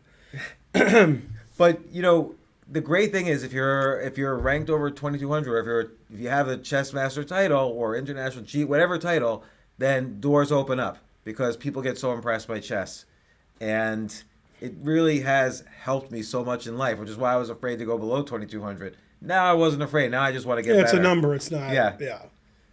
It's like the 10,000 hours. It's all fake, but we'll just say 10,000 hours. Yeah, that sounds good. We'll just say that. Without any intelligence, could you read? Do you think? Well, obviously everybody has to have some intelligence, but let's say could someone who's especially if they're autistic. Yeah. No, I'm not kidding. Yeah, if you're just singularly focused on something. Yeah, Cyrus Lakdawala, he says he's autistic. Yeah, I've known him. Now, I really have known him before you were born, even though you're older than me. I really have known him a long time. And Cyrus Lakdawala, who's like 2,500 USCF and should be a GM, but he isn't. His brother, Jimmy Lakdawala, who got to 2,200, is a criminal. Well, maybe. I hope so. But he's the greatest of all time of building chess piece cast. I mean, really? You can't even. In '85, I saw it. He could take like 7 chess sets and just build and like put things on top of each other. And then I saw him do it, and he had a rook at the top, and it was like 5 feet tall. He spun a pawn. It was spinning here, and it spun on his piece of paper, and he let go, and it was spinning on top of the rook. Oh my god! And I was like, and that guy's like 2,200. So that's what I remember about the Lakdawalas. I love those guys. He's written like 23 books, Cyrus. Yeah. You should write more books. Where's your memoir? I wrote a book. You're the one who writes books, not me. But you should write a memoir. You should write your opening repertoire. Terrible. Write. Frankly, terrible is the title. Yeah. Write the Feingold E4, 1 E4 or 1 D4, whatever you play. I don't even know what you play. I play everything. Yeah. No, the person who's autistic in the U.S. that's well known, he says he's autistic, is James Sarkar. Oh, yeah. Justin Sarkar. Yeah. I almost called him by the right name. He's like 2,400, right? Yeah, he's very good. Now, some people, I've never met him. Oh, also, Conrad Holt is obviously... Oh, I don't know him. Yeah, he's obviously autistic. Okay, and he's a grandmaster. Mm-hmm. Okay, but I've never met David Navarra. I've never met him. But people, you know what I mean? I mean, if you look at me, you're like, all right. But yeah, he's the nicest guy in chess. And he's the nicest guy. Everybody said, "Oh, that's the nicest guy I've ever met." Huh. And he's 2,700. I've seen some beautiful games of his. He's like a really great player, but he's never quite cracked the top 10. I don't think. No. Yeah, I do have a book. It's called The Feingold Defense. What's wrong with you people? It was co-written by me and Bob Schiaffoni. Bob Schiaffoni is great at everything. He's in his 80s now, but he's between 2,200 and 2,700 strength at billiards, chess, bridge, backgammon, poker, and weightlifting. Oh my God. He was Notre Dame weightlifting champion, and he said it was me and the people on the football team. That's who he was Michigan amateur billiards champion. He was considered one of the top 5 players in backgammon when he played a lot. He's really good at bridge. I've played bridge with him. I mean, all the top players know how good he is. He was 2,350 at chess at his peak, and he came 3rd in the World Series of Poker, and he's written like 20 poker books. Wow. And he came in 1st at the European Omaha Championship when he was playing. He likes Omaha more than Texas. It's like, do you know Elon Schwartz? Yeah, of course. Yeah, so Elon was came in 3rd in the World Series of Poker, but he's also, I think he was like 2,350 rated back in the day. Mm-hmm. Dan Harrington is about 2,350 at backgammon, 2,300 at chess, and 2,800 at poker. Yeah, I played chess with Dan Harrington in California. They had Walter Brown was Walter Brown was really good at poker because Schiavone told me so. Because sometimes people just play a lot of poker and they get lucky in a tournament. Yeah. And he said, "Oh no, Walter's really good at poker," and he was reasonable at backgammon. He was probably like 2,200 at backgammon. By the way, Karpov's not bad at backgammon. Really? Yeah, Karpov's not bad. Did you ever meet this guy? Yes. Falafel. Yeah, I've played chess. I could show you the game we played. We played a rated game. Really? I used to hang out with him all the time in Michigan. He had a friend in Michigan. Really? Yeah. Because Falafel, just to tell Matvey us, Natanzin. Yeah. and he R.I.P. Yeah, he just sadly passed away a couple years ago. That's terrible. Yeah. But he would play. He was homeless in New York City. He would play in Washington Square Park, and he would like sleep in the park. Yep. And then he disappeared for like 6 months, and by the time he reappeared, it turns out somehow he had studied backgammon, literally became the best player in the world overnight, and won about $700,000 in 6 months. Yeah. He would, and when they had tournaments in backgammon, they would have either Snowy or GNU analyze the games, and he would make bets before the tournament that he played the best. Yeah, he was the most. He was considered the most accurate player ever. Yeah. And the computer, like in chess, the computer. So let me tell you a story. Bob Schiavone, who I said was good at everything, 20 years ago. It was 20 years ago. Jesus, he lives in Saginaw. Mm-hmm. He's I don't want to talk about now, but he lives in Saginaw, and he came to Ann Arbor at the chess club where I worked, and Falafel was there a lot because he was friends with. I can't believe Falafel was in Detroit. Oh no, he was. I have a lot of funny Falafel stories, which obviously everybody does. Yeah. So anyway, Schiavone comes and he says, "Okay, let's play 10 games of backgammon for like $20 a point or whatever, and then we'll play 10 games of chess." He's like, "Okay," and they play backgammon, and Schiavone just crushed Falafel. Really? Yeah. Now obviously Falafel's better, but that's what happened. Yeah. I mean, because Schiavone was a good backgammon player. Yeah. They were talking about Schiffone's like, "Oh yeah, this guy used to make this play," and like they were like laughing about it. I don't know. So they had a good time. I know a lot of the top backgammon players because from chess and from people I knew, and a lot of the top Gus Hansen, the famous poker player, is very good at backgammon, and he's not bad at chess. I didn't know that. Not bad at chess either. Yeah, well, I met Paul McGrill when he was alive because that was he was a funny guy. He wrote the classic backgammon. That's book. right. Yeah, Paul McGrill. He wasn't bad at chess either. Yeah, was he like 2,200? He was about 2,200. Yeah. New York. Everybody switched from like first chess to backgammon because the money was in backgammon. Then they switched from backgammon to poker. Right. Like you probably. This is the story of Elliot Winslow. This is the story of Elliot Winslow. Oh yeah, what happened to him? Yeah, he did what you said. Now he's playing chess again. Oh really? Yeah, he plays chess now. Asa Hoffman. Whenever I go to New York, he tells me like 5 stories he hasn't told me before. It's always new stories. Yeah. My dad played with Asa Hoffman in the 60s. And my dad tells me him and Asa Hoffman in the 60s played Walter Brown, and my dad always says we took all of his money. Really? They just take turns taking his money. Oh, because Walter Brown was a little kid then. Yeah, probably. he was probably a teenager. Yeah. And my dad was a good blitz player. Yeah, I used to play Asa every day because he played right outside in the park that was right outside of HBO. So lunchtime, I'd go play Asa all day. Yeah. So, my dad always said Asa was the hardest working guy who didn't want to work. Yeah, he's the hardest working guy. He would be at the OTV betting on horses. Oh yeah. He was selling. He always had like a Chess Life magazine from like 1974. Oh yeah. He wanted to sell. Oh, yeah. And I played him a few times too in rated chess. Howard Lederer was like 1900, but everybody claims that they're a chess master when they're Harrington was a chess master. Schiavone was, but. So I was at a bridge tournament in Detroit, the Nationals, and I saw Irina Levitina, who quit chess for a bridge. She's top women's bridge player.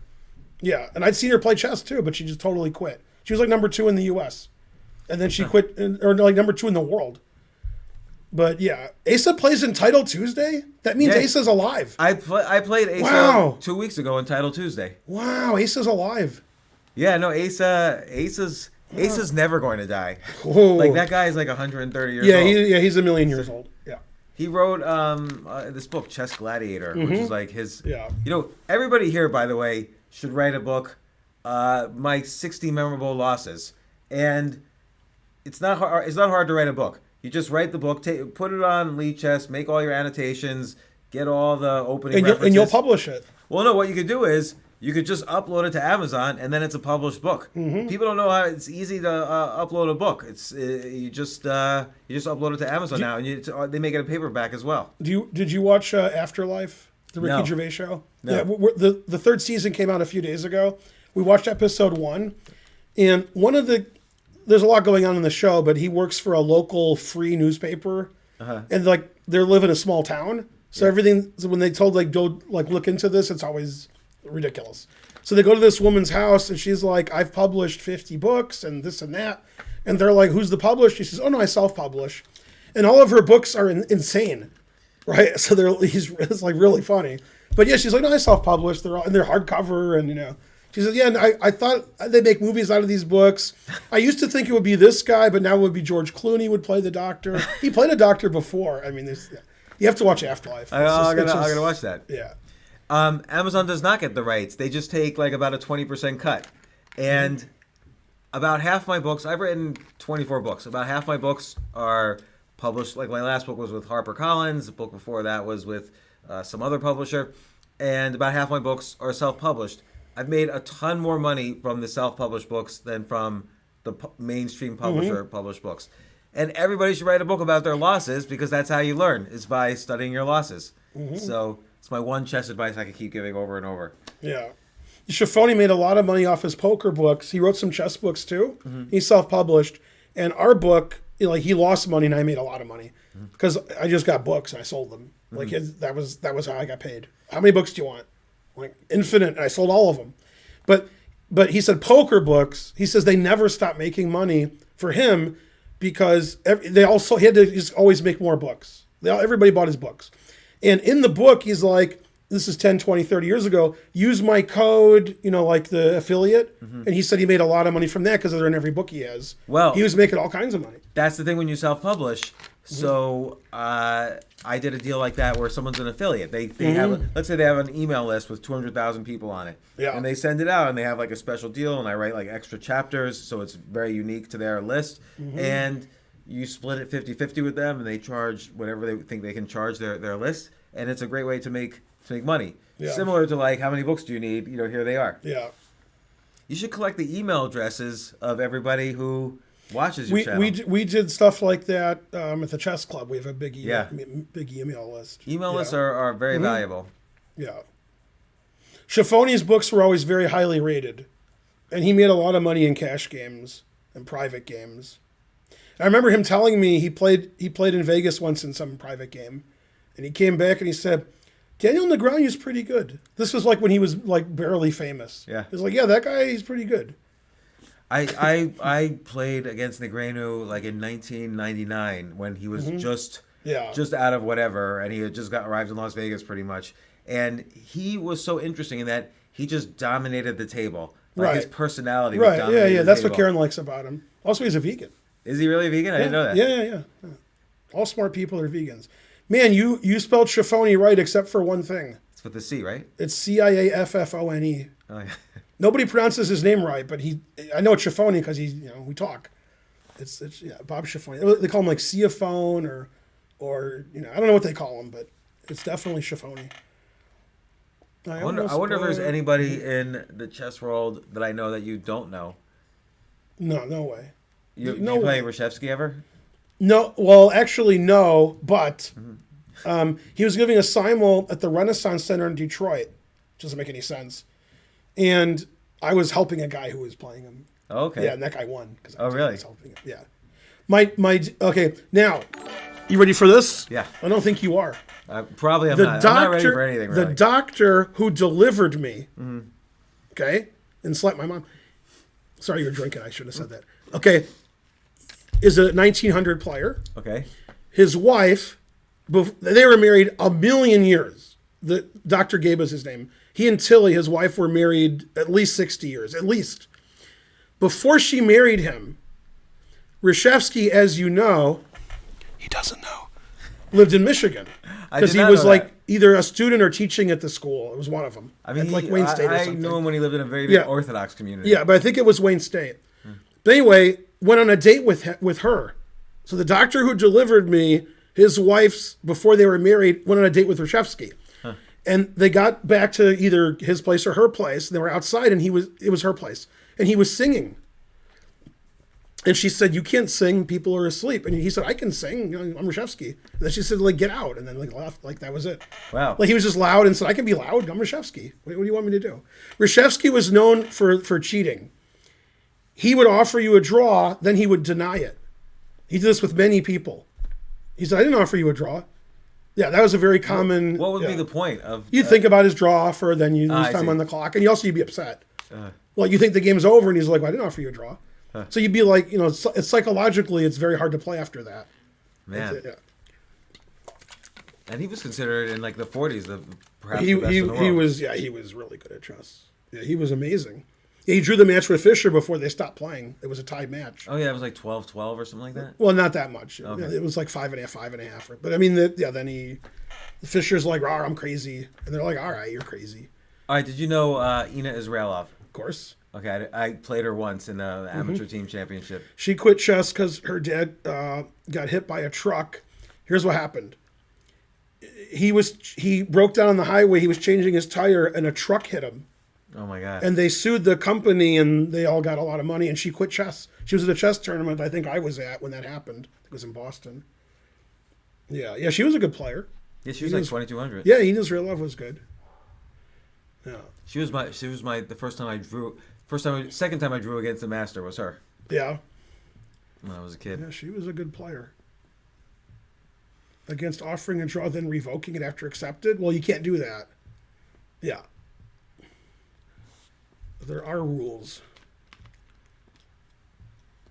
Yeah. Go Reshevsky. So when I played M's, the game that I just showed you, this game, told me a funny story. A friend of his, these British guys were all going, they were in a tournament in Switzerland, I think Lugano. In the last round, the guy needed a win to either get an IM or a GM norm, I forgot. And he did against Reshevsky.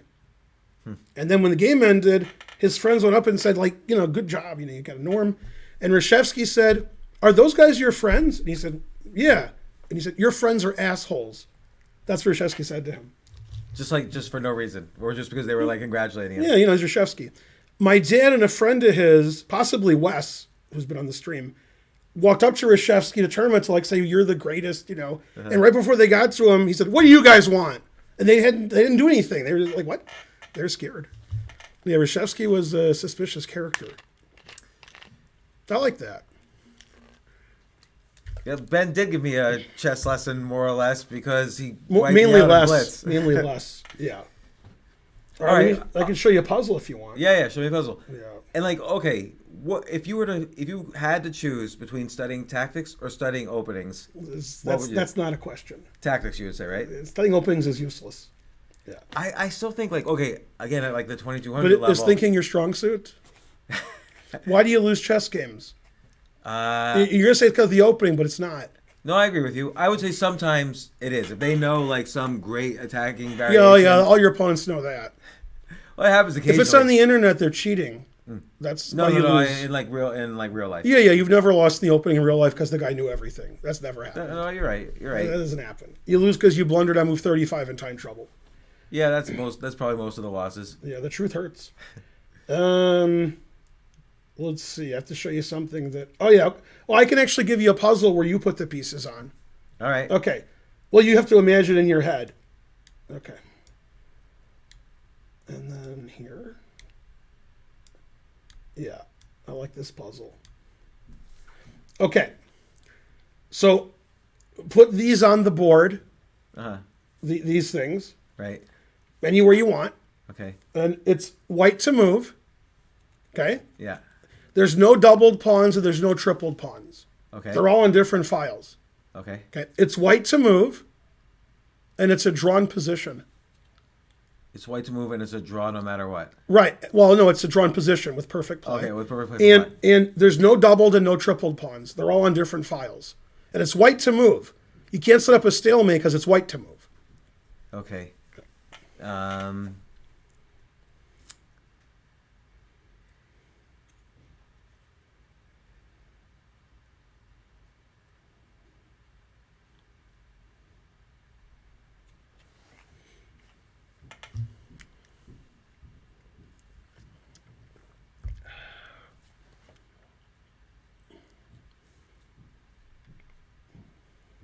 And here's the funny part. Yeah. It's not easy to draw. It's a draw, but you have to actually play well.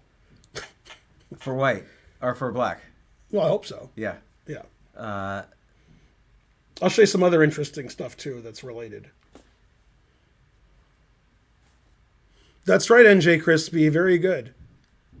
Yeah. Oh, yeah, that's what I wanted to ask you. Thanks for asking your crazy question, Jeremiah. If your favorite comedians stand-up are 27, 2800, I'm giving them chest ratings, what's your stand-up comedian rating?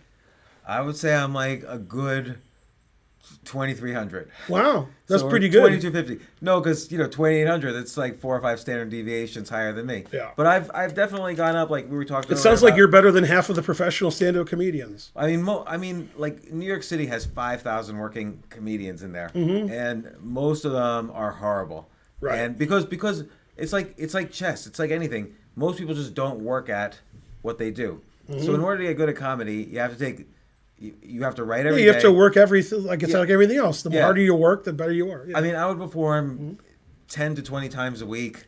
I would take videos of all my performances and force my wife to watch them with me to see where I could be better. And I did that every night for years. Is the comedy club still in the basement where the Olive Tree is, or Olive? Oh no, that's the Comedy Cellar. Yeah, and that's still there. So yeah, my friend likes the Olive Tree. He just likes that restaurant. So Well, we went there. It's fun because you see all the comedians there. Yeah, so we went there. Then we went to I like comedy. So we saw a show, and then they did it in order of how good they were, and if they didn't, they did. First guy was good. The next guy was really good. The next guy was like Colin Quinn. Yeah. It was Colin Quinn. Yeah. And the next guy, I didn't know who he was, and he was like, I can't even believe how good he was. So he was better than Colin Quinn. Like, and I'm like, well, this guy's great. He had like his own HBO specials. I don't know who it was. I don't remember. It was like a long time ago. But I was like, man, those guys are funny. The Comedy Cellar is like the best comedy club in the country. That's the one that Louis C.K. goes to on the show, like at the beginning. Yeah. My friend just likes the Olive Tree. He's like, let's go eat Olive Tree. I'm like, all right.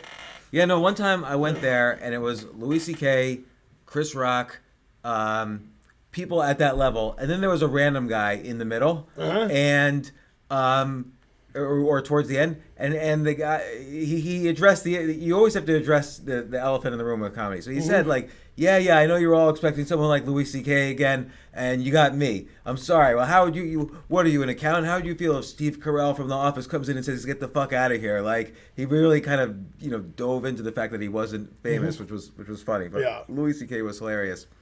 All right, let me see this thing here. Where's Karen? Is she watching the stream? Karen, where are you? You should come say hi. Unless you're asleep. I can't figure it out. My only thing would be King H8, pawns on F7, G6, H6. Well, white has mate in one. Oh yeah, it's white to move. Okay. Or the white king could go on F8. Oh no, it doesn't work. Then every move wins. Actually, only this move wins. You're right. Yeah. All right, I'll show you the position. Somebody said the answer, but they said the pawn was here, but they meant here, I think. Huh. Yeah, white's a move. This is a draw. And what's funny is... And this is the only configuration on the other side of the board, too. Okay. And then this is a win for white. So it has to be here. It has to be this or this side of the board. That's it. That's incredible. Okay, and the reason this is a win will surprise you. Okay, so you're going to play black. You're going to take. And now you have one move that draws, which almost gives the answer away. But I'm going to have to say... let me see. I'll calculate something. Or pretend to calculate something. It's Karen. Yeah, come down. Wait, guess what? You're sleeping? No, come down. You're not in bed. I would have to say what happens on King C5, but that's like too obvious. Right, King C5 loses, but why? That's a good question. White has one move that wins. King A4? Yeah, that wins. So if you take, you get the opposition. Yeah. Yeah, interesting. So in this position... I'm so stupid. This draws, and if it's black's move here, he's losing, but it's white's move.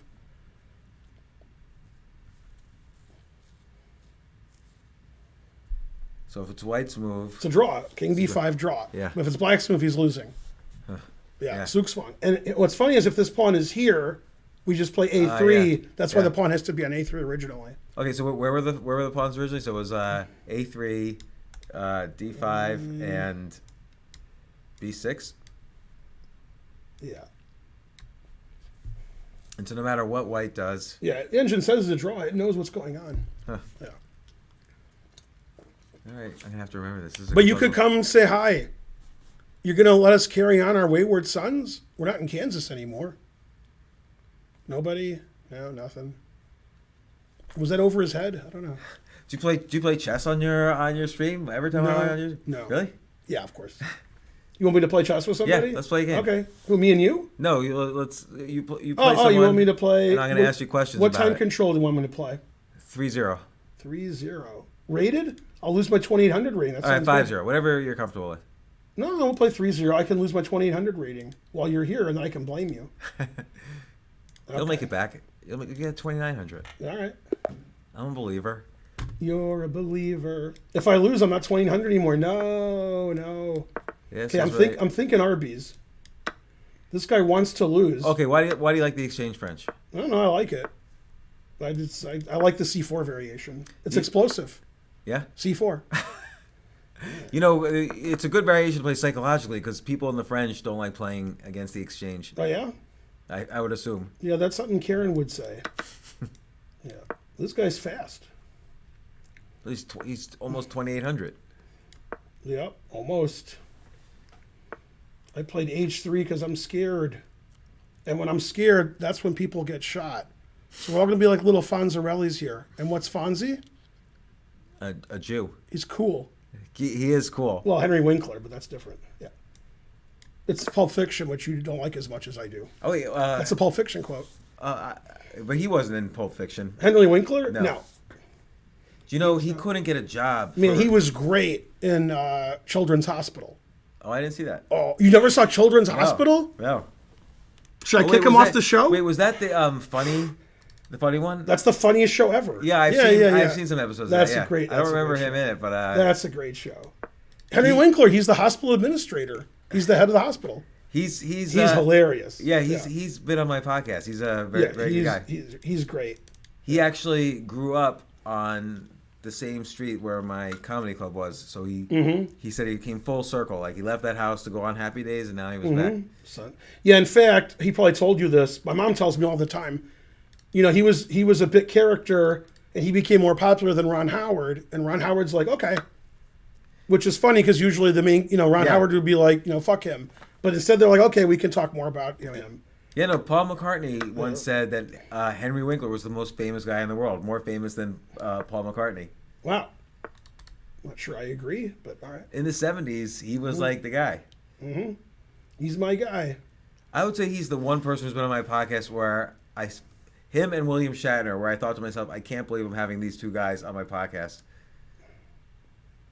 And of course, Gary Kasparov. Who? Wait, what's going on here? I'm going to take. Yeah. My Take. time situation's not good. He only has 3 captures. I can't analyze all of them. I'm tired. See, I got my pawn back. Yeah. Who knows if I analyze anything correctly? The answer is probably fries. What do you do with that dark square bishop? Yeah, I know. Probably have to go here and. Well, what about B3? He'll win my bishop somewhat. What square? B3, bishop B2? B3? No, I mean... Oh, I didn't see that. The important thing is I lose on time. That's important. Yeah. If I'm not losing on time, I'm not trying.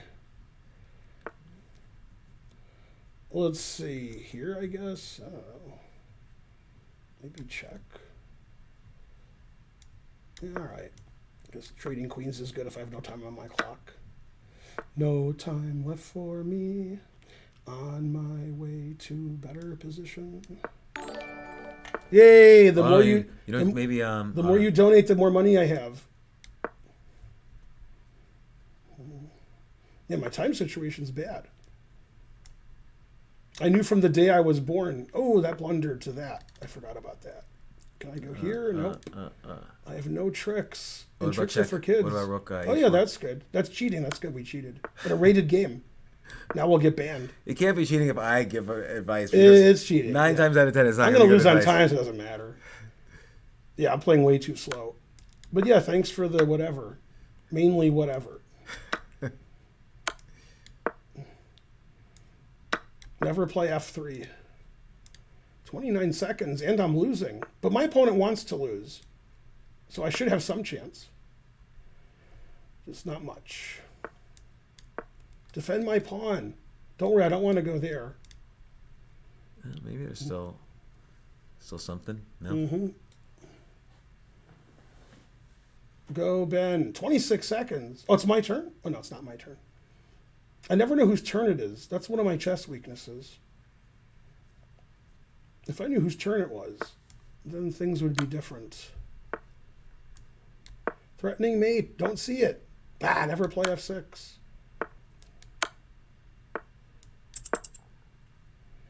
"19 seconds. No. Never play F3. What about F4? Oh, it's my turn. I didn't know it was my turn. I don't even know what he did. A rook B2. Yeah. Yeah, you can't tell me moves. I'm already in trouble. It's rated and we're cheating, which is good. 11 seconds. Not good. I'll just get a rematch and I'll try to talk less or more, whichever's funnier. It's hard to stream and play. Yeah, my doctor said I shouldn't do that.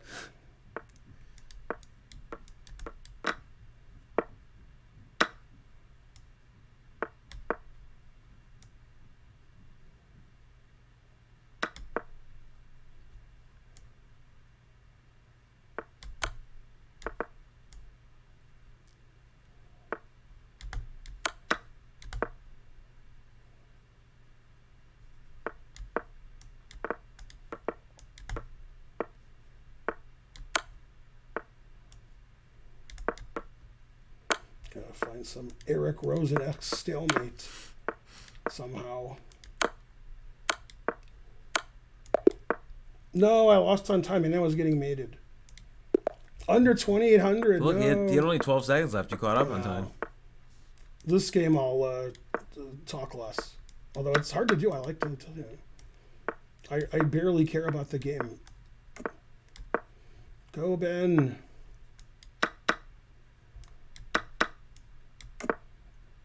Two knights, what else?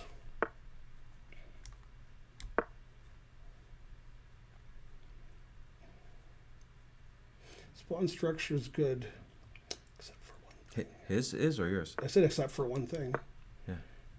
Why didn't I take that? I wanted to threaten this, but I mean, I'm still threatening there, right? Yeah, why didn't I take that? No, I can't take it. Boo, boo. Let's see. There, carry the one. All right.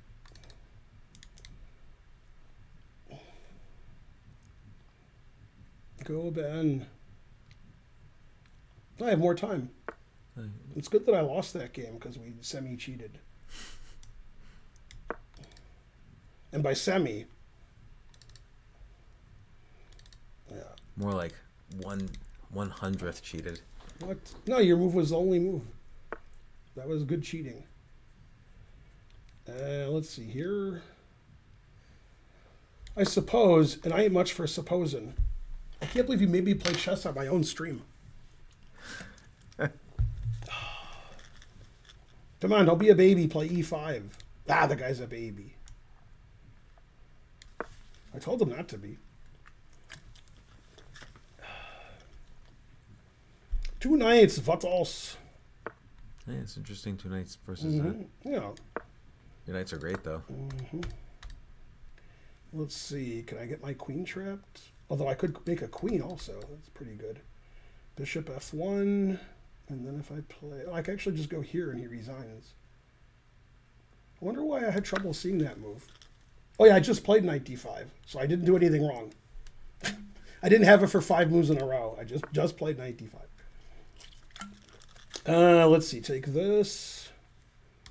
And then make a queen. Guess. Somebody's got to make a queen. Why not me? Bishop F1's annoying. All right, I won't allow Bishop F1.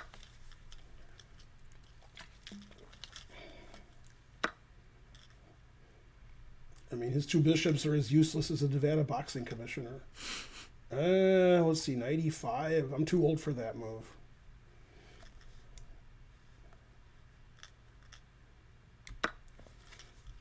I've never been so... This is the oldest I've ever been today. I know. Yeah. It's a sad thing every day. Yesterday, all my oldness seemed so far away.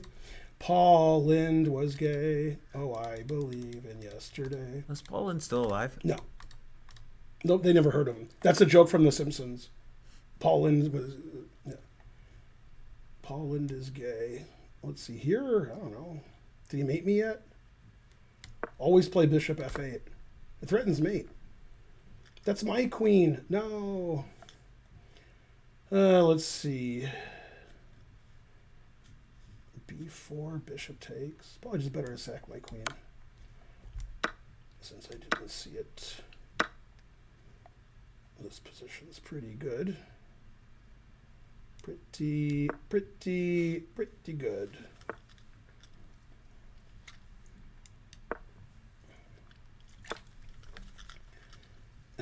Here. Man, if I don't win this, I should quit chess forever. Which I should do anyway. I don't know. Here. I guess, I don't know. Man, this is so easy to win. But I have 48 seconds. No! If you guys donate more, I'll win. Come on, people. He's like, where's the perpetual? I can't go here, here, here, or here. He can't do anything. He can't check me. So he's furious. And we haven't cheated this game. No, I was tempted. Yeah, don't do that. Yeah, donate more. That is correct. I don't care anymore. Here? Let's see. I suppose, and I ain't much for supposing. I mean, he hated when I played that move. The best move is resigns, but I don't think he's going to find it. He might resign. Oh, you're ahead on time now. Yeah, I know. Yer Treo, thank you. 100 jacks. Farty party. Ben, is that your son? I'm older than Ben. Ben is a young man compared to me. What am I? I'm on the internet. I'm the oldest person in the world. Wow, he is going to resign. Oh, he decided not resigning, which is a ridiculous decision. He'll resign now. Wow. What's happening? Why isn't he resigning? I'm furious. King E1. Oh, you don't mind this? All right. Yay, back to 2000 exactly. That's better than 2802. Go for your all-time high. Really? All right. He wants a rematch. All right. We saw how he played that one. All right. But don't tell me anymore. I'm not going to tell you anymore. Don't tell me I have more time. Don't do that. All right, nothing. All right. Well, no, not nothing. Can help me a little. No, I'm kidding.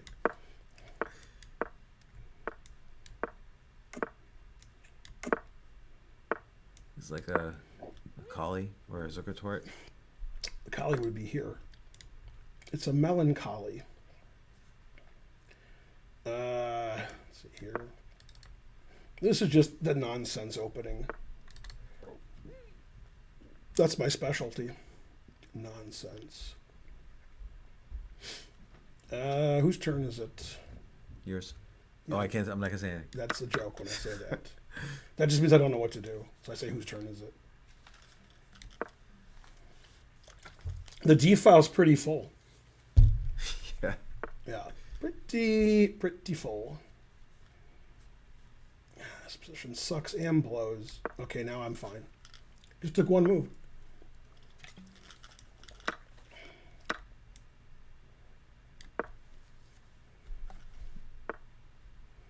I don't care anymore.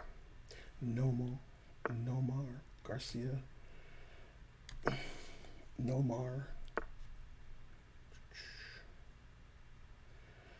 Is it still my turn? Maybe he won't see that.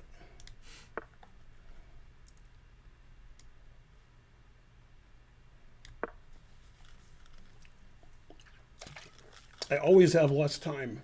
So if I win, it's my all-time high, like you said. Yeah. This is a big moment. Yeah. It's like I'm doing weed all over again, my all-time high. You're on a quest for 20. I'm like Rodney Dangerfield over here.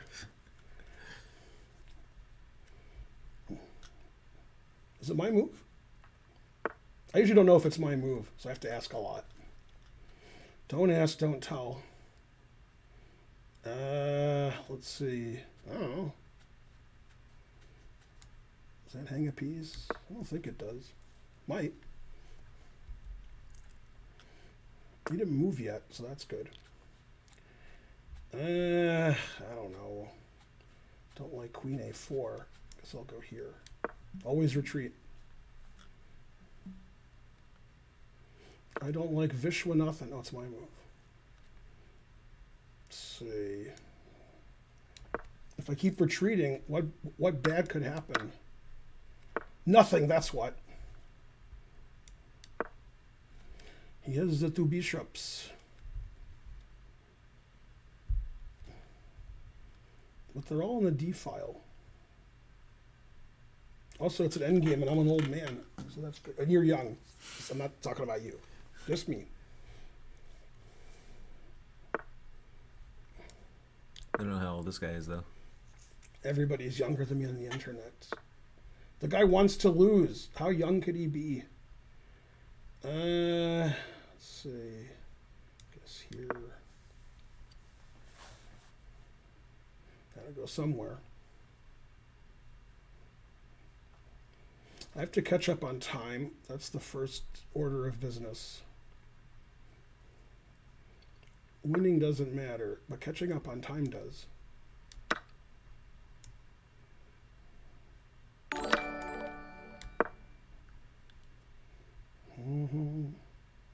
Yay, thanks, Notorious Chaz. You're the best, Chaz. I think I need some lift. I have more time? That's crazy, like Fox News. I thought I made that joke up, but I saw it on Futurama, so obviously I stole it.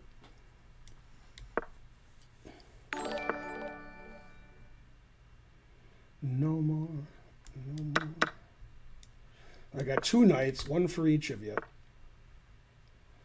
see, I guess here.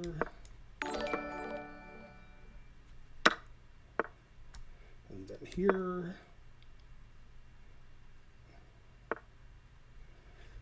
Uh-huh. Yeah, that move makes sense. Then here. Oh no, I lost a piece. Did you like that? Did I sell it? Yeah, I still have more time. I'm still trying to figure it out. Yeah, I see 7 rook d8. Yeah. No, he saw everything. I hate when they do that. Yeah, bishop e7 probably was bad. This doesn't make a lot of sense.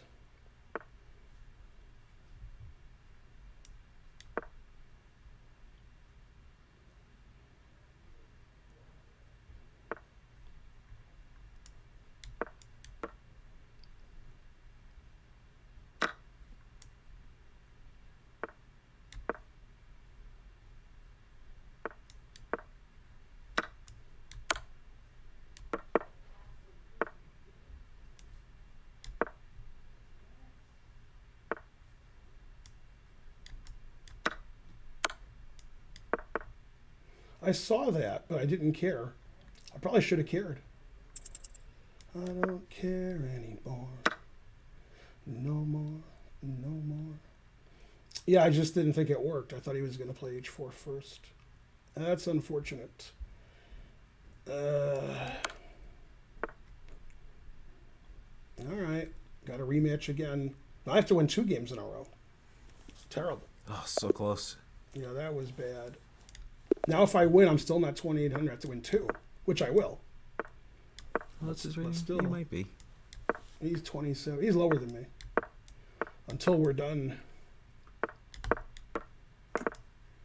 I'll play fast. Quick and in a hurry. Someone's asking me what my ELO is. My ELO was 2204. They didn't ask you what it was. It says, what's your ELO? I know. But now it's lower since I've returned to tournaments.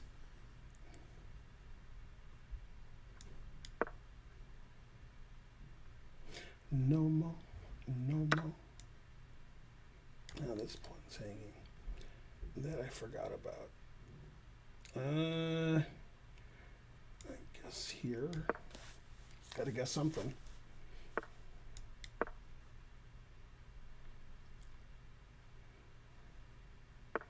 By me having less pawns, I have more open files. All I really care about is having more time, which, I don't have. But it is all I care about.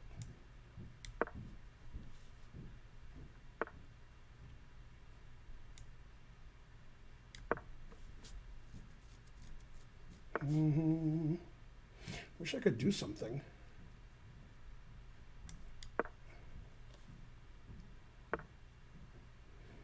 I could do something that would show him.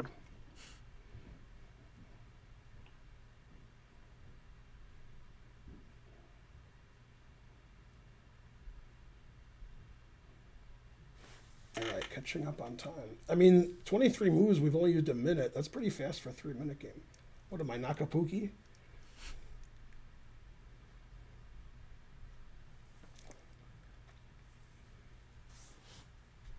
I have to get to 2803. It's like a rush to 2803. Come on, hype train's dying. We need 2 subs. Boo. Boo. We lost all our viewers. We only have 2,300 viewers. Terrible. Stefan, the 10 ideas a day does work for any kind of business problem solving. But yeah, maybe not chemistry or mathematical proofs.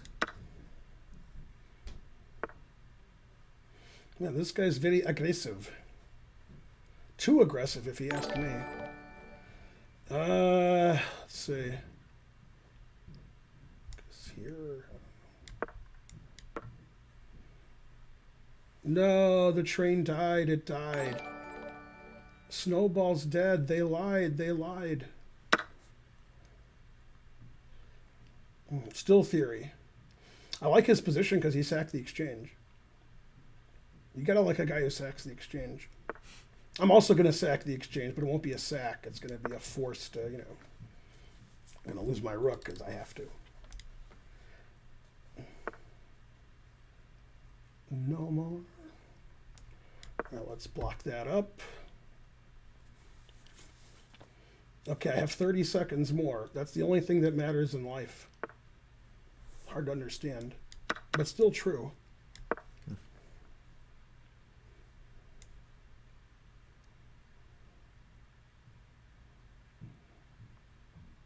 Wow, look at my big time advantage. Usually I'm slow and old. Now I'm just old. He's afraid. Mm-hmm. Yeah, I like when he doesn't move. That's my favorite. Got some Gegenspiel.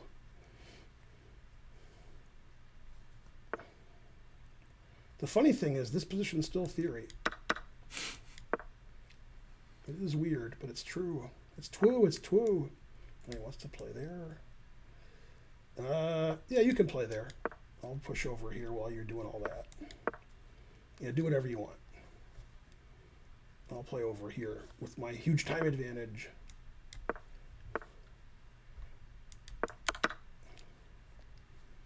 Yeah, you go over there. Yeah, rook b5, take on a5.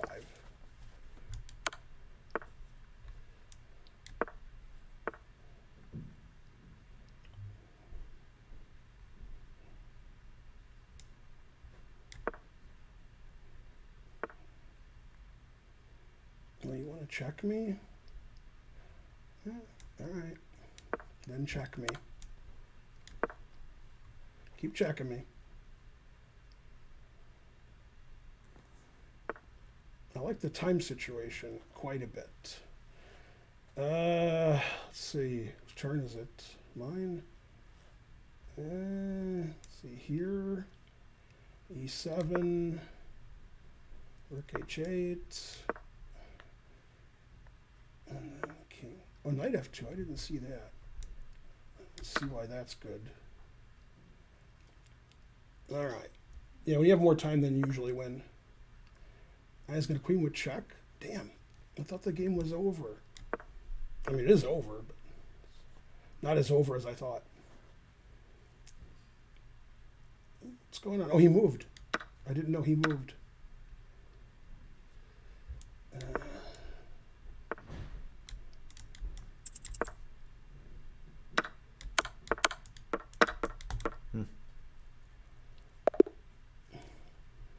All right, if I win this game, then we're done because I'm the highest rated Then you're all anybody's ever been or something. Yeah. Your top Fisher's rating. At least.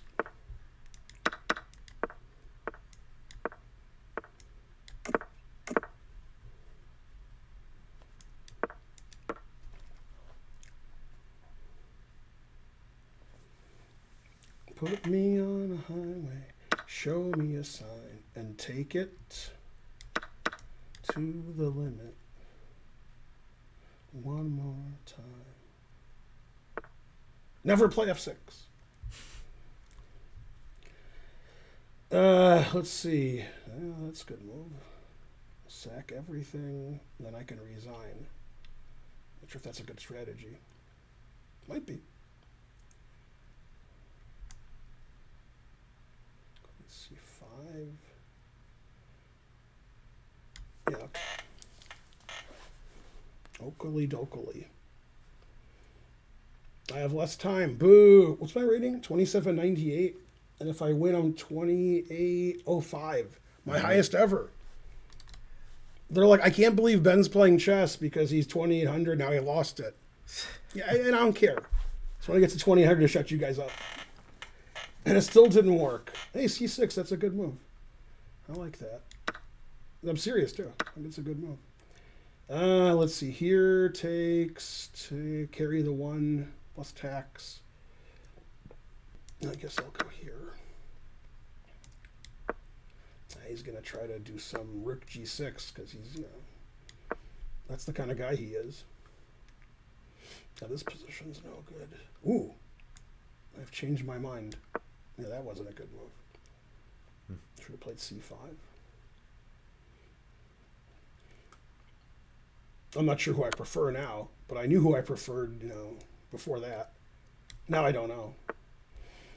Let's see. E5. He takes my knight. I resign. Damn. I hate those variations. There must be some trick. Take on F6. Take the queen. I resign. I keep resigning. Terrible. Let's see. Knight A4, B3, I guess. Knight B2, knight D3. Carry the 1. Maybe he wants to see his queens attacked. It's like playing Komodo, except it's not. Did Komodo make any tactical errors? Oh, yeah, it's blundering every move. Really? No. I thought you were kidding. You should have been kidding.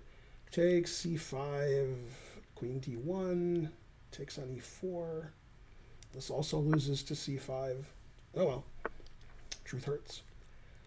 E5, rook G1. What a pot. Maybe rook F2 is better. What? Oh, I didn't see that. That's a good trick. It's like playing Komodo. Oops. Did not see that. Let's see, take that. Go here. Man, it's tough getting your highest rating ever because you always lose.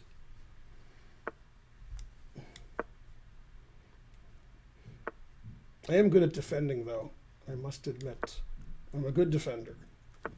I'm usually losing, so I have a lot of experience, these kinds of things.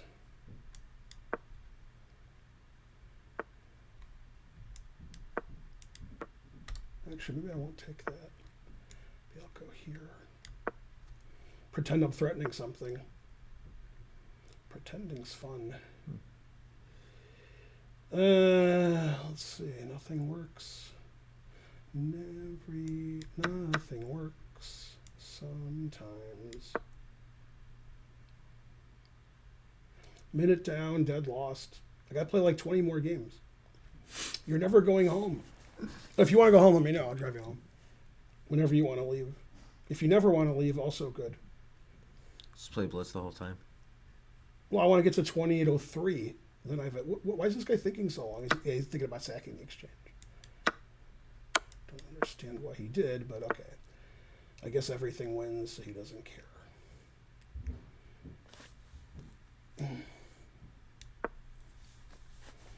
Everybody hurts sometimes. 22 seconds. I wish it was a minute to 22 seconds the other way. Then we would understand the exchange of sex for discounts.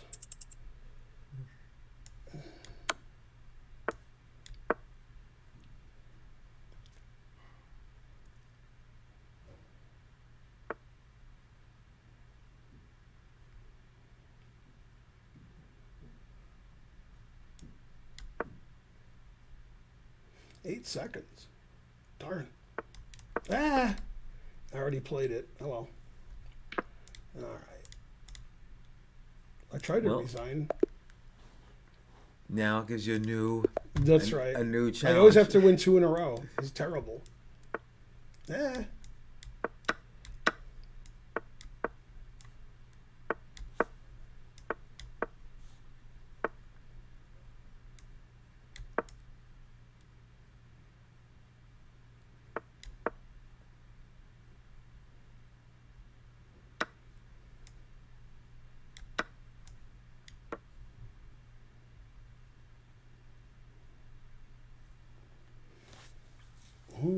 Yeah, have more time.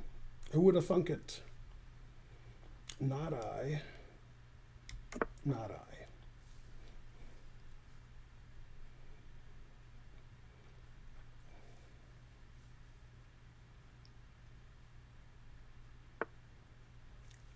Pretty aggressive for his king on e1. But all right. What am I going to do? His position's pretty suspicious. Wow, queen c7. This guy work for Fox News? Take. That's nothing. Take that is good for me. It's hard not to play queen c5. Queen takes queen's good for me. But I have to play this. Oh, he went to play queen d6. He mouse slipped. Uh-oh. Yeah.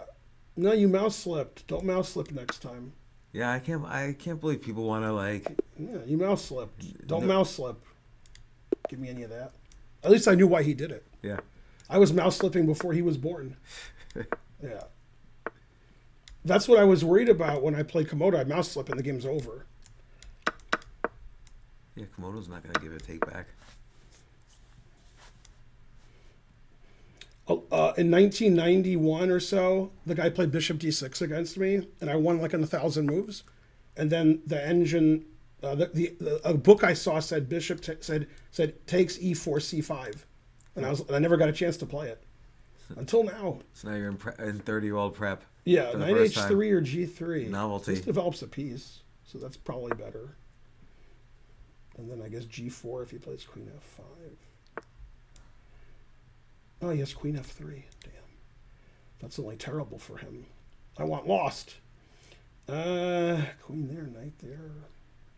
Yeah, all right. Terrible's terrible.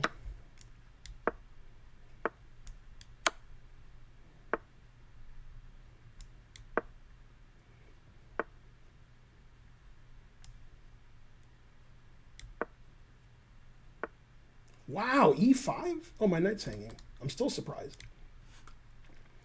Okay, I guess I take and take this. All right. I was still surprised. Well, let's see. Castles, knight c5. I don't know. I'm an old man. You wouldn't kill an old man. What are you, a coward? You're not even a boomer. No. The boomers are old. Mm-hmm. We're the Xers. Still theory, by the way. What do I gain? 7? 2803. That was my goal. It said that's actually a command. I know. That we have. So you're I have to win this game even though I'm lost. And I have no time. I still have to make a mouse slip. That's his specialty. If he mouse slips, I'm gold. Gold, Jerry, gold. Let's see. I go here. 97. I played there. Okay, that I can handle. I still have no idea what the material is. I have to win this pawn back, and then I'm even material? All right. I like that it's an endgame, because I might not lose on time. I oughtn't anyway. There we go. He assumed I was going to play rook to the 7th, so he pre-moved. Yeah. But I wanted to win this pawn. I didn't want to play rook there because he played knight e6. The knight c5 attacks my rook. Terrible. He should offer a draw again. That's funny. Rook d8. I don't know. Here. This pawn's defended, which is funny. Yeah, you actually beat him 4-3 if you win this. That's funny that the pawn's defended. This knight wasn't doing anything for a long time. Now it's Most the star. people would take and try to take this, but I don't want him to get any counterplay ever.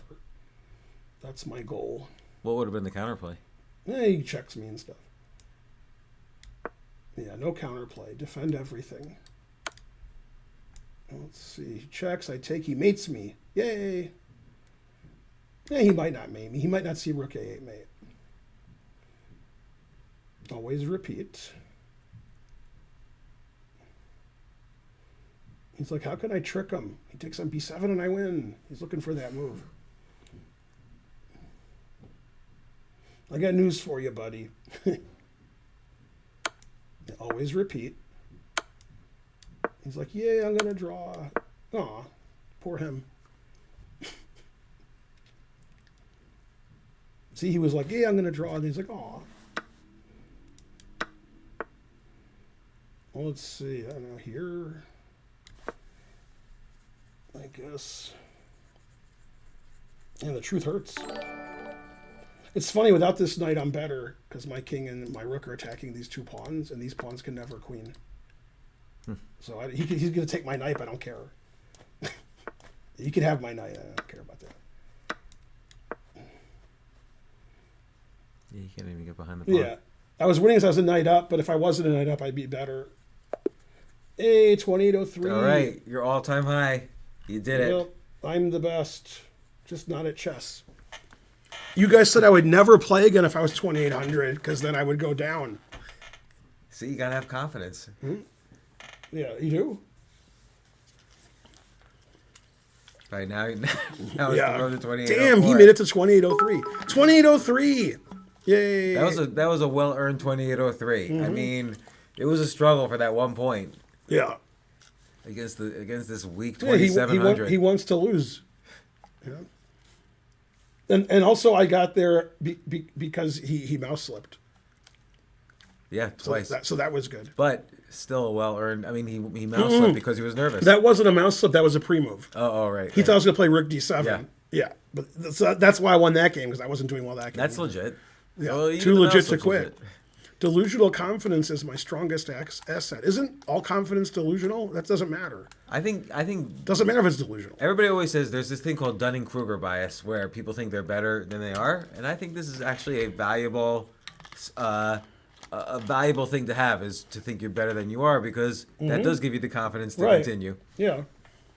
Nobody would write a book if they didn't have Dunning-Kruger bias. Who is? Oh, I'm Ben Feingold. Hi. Dunning-Kruger effect. Yeah, I'll drive you back if you know where you live. I do. And then I know my address, but I don't know how to get there. Right. Yeah. If I have your address, I can get Yeah. there. And then we could talk about what do you call it? Podcast. Yeah. You know, we should stream together regularly. I agree, but he doesn't live here, so he has other things to do in his life. I just don't know what they are. It's just chess. Oh, Yeah. that's a good question. People know my stuff. Where is the waiter's pad? I always He wants us to stream the ride. Yeah. Let's see. I wouldn't play F3. Ben, are you playing some just? He just got to his all-time high rating. Yeah, I'm 2803. Road to GM for Altucher is more like road back to wherever I was in the 90s. Yeah. Wait, you're the one who said you can do it and you have to try hard and all that? Yeah, well, I have Dunning-Kruger bias. I think I'm better than I am. Yeah. Hey, what do you think of Neil Brennan? I think Neil Brennan's special, where he had he talked about being depressed. That was on HBO. It was called Three Mics. And on one mic, he would talk about depression. On another mic, he would do one-liners. And on another mic, he would do stand-up. And I thought that was brilliant. I think he's a really good writer. I mean, he writes a lot of Dave Chappelle's jokes still. Yeah. So I think he's... They're like that, son. But Kevin Brennan is really the funny one in the family. But he's Oh, a little yeah? more I don't know politically who that is. controversial. Yeah, no, they've got like 5 brothers, and Kevin Brennan and Neil Brennan are comedians. Kevin's the oldest, Neil's the youngest. And Kevin's just hilarious, but he can't... He's just over the top politically. But he and Louis had a fight once on Louis show, on the show Louis. Oh, they were that. I know who that guy is. Yeah. And then they went to the hospital. Yeah, I'm pretty sure that was Kevin Brennan. Yeah, I mean I know who that is. Yeah. Yeah. Yeah, you don't mind playing Spencer and we'll No, stream no. it, right? Yeah. Yeah, he played Blitz with Spencer and me before the stream. Yeah. Yeah. The opposite of Dunning-Kruger bias is, I think it's the negative feedback This guy said bias. imposter syndrome. Yeah, I guess that's it. But I would say negative feedback bias, where if one negative thing happens to you, you weight it much more than any positive thing. So if you lose a game, you feel much worse than if you win a game, and that makes you feel not want to try anymore. Imposter syndrome sometimes is a driving force also. So I don't know if it's the opposite. The top players in the world all feel much worse when they lose than good when they win, and that's why there's all these dumb draws. Yeah, That's makes one of the sense. reasons. Yeah. Yeah, because imposter syndrome is a driving force. You're trying to prove that you're legit, even though you're an imposter. But overcoming negative feedback bias is very hard. Like if you're married, for instance, and there's one thing your wife does that bothers you, research shows that you need like 5 good things to happen. But that's impossible. Yeah. There can only be one. Yeah, that's right.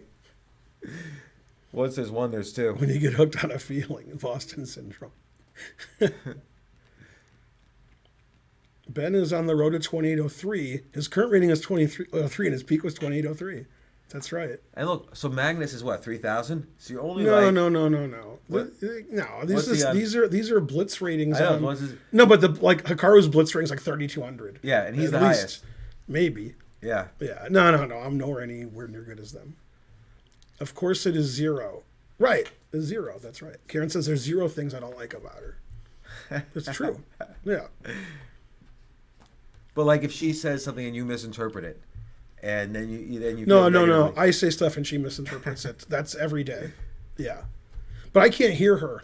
Here's That's what. true, too. It's- By the it's way, true stuff. I read this on the internet on Twitter. Uh-huh. This is going to be one of your sayings. Okay. Being married for a long time means one of you is talking to the other one from another room, and the other one saying, "Huh?" Right. And I was like, "Damn, that is what marriage is." So here's what Karen does. She'll never talk to me standing next to me. She goes in the other room. I'm watching TV. Then she starts talking. And I'm talking to the dog, her kids, or me, but it's usually me. So I mute and I'm like, "What?" And then she says what it is again. I go, "Okay," and whatever. And then this happens again. And I can't hear. There's no way I can hear her. It's 0% because the TV's on. And she's in the other room and she's quiet. Yeah. And then she says she can't hear me. Right? Well, She says she can't hear me. selective hearing is a key part of marriage. Man.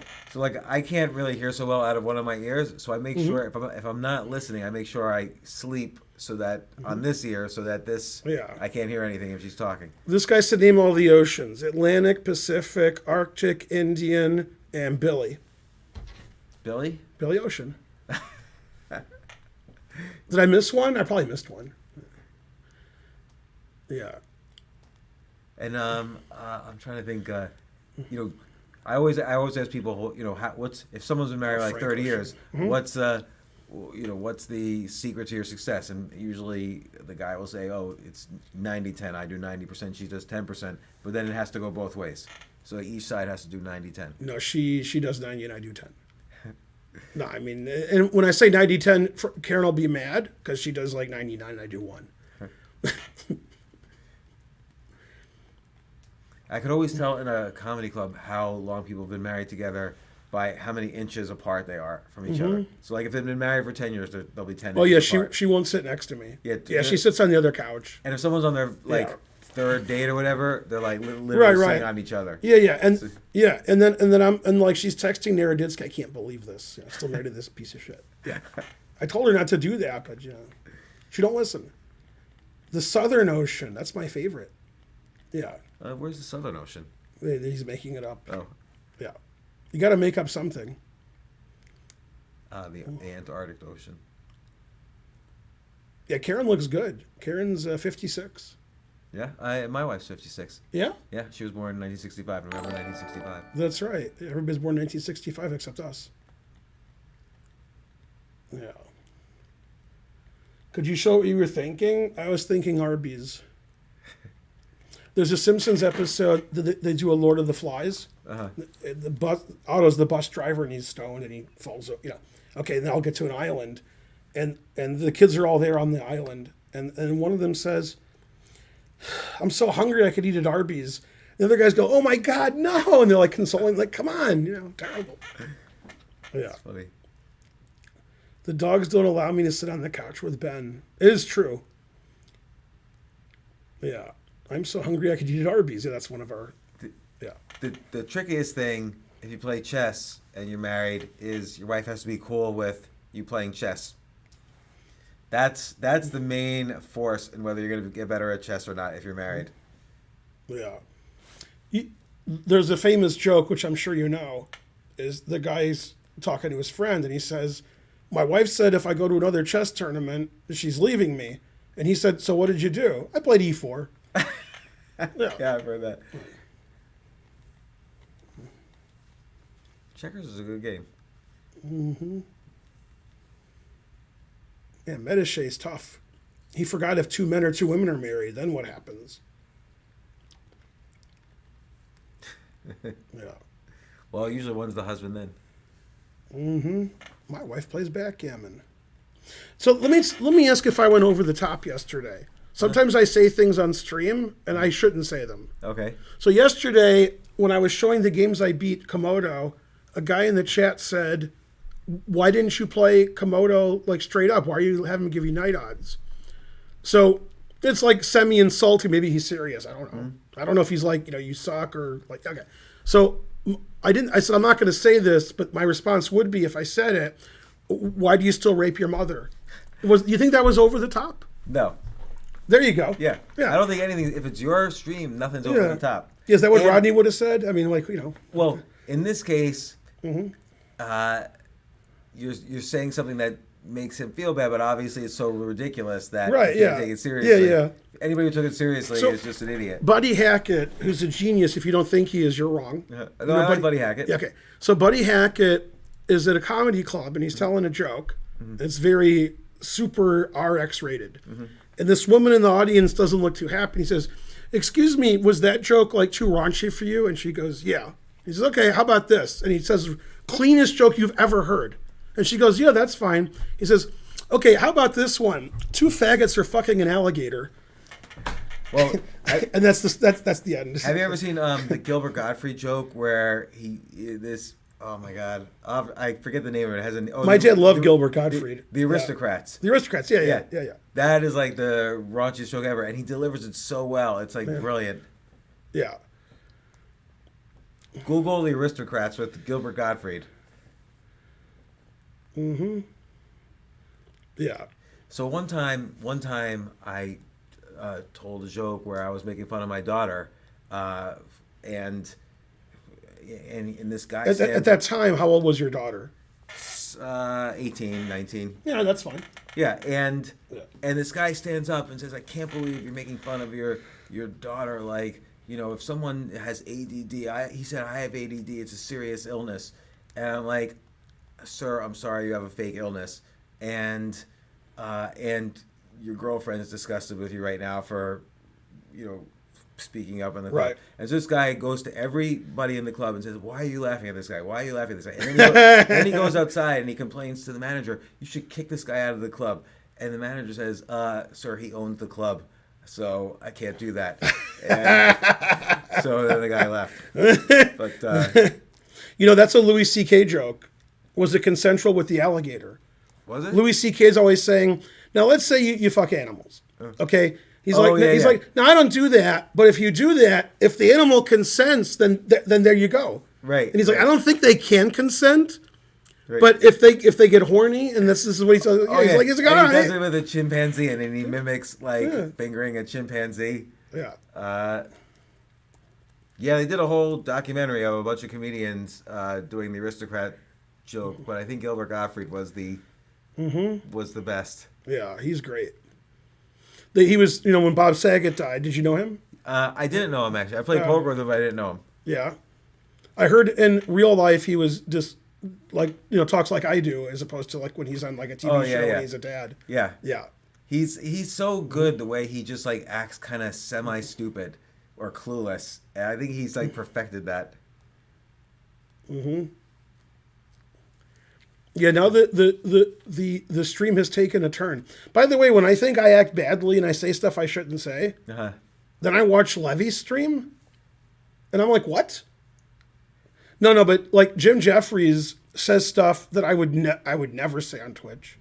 I mean, I would never think of saying it. Yeah, I mean, I think, look, a comedian can go a little further because that's the audience that they have right there. Like, it's supposed to be to go far.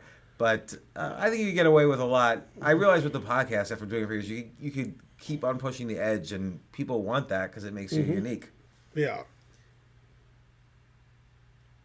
Levy is toxic. He's the most popular. Thanks to NordVPN for sponsoring my, terrible stream where I'm, swearing nonstop. But we got James, Altucher. And, that's... Me so too. Hashtag me too. So there you go.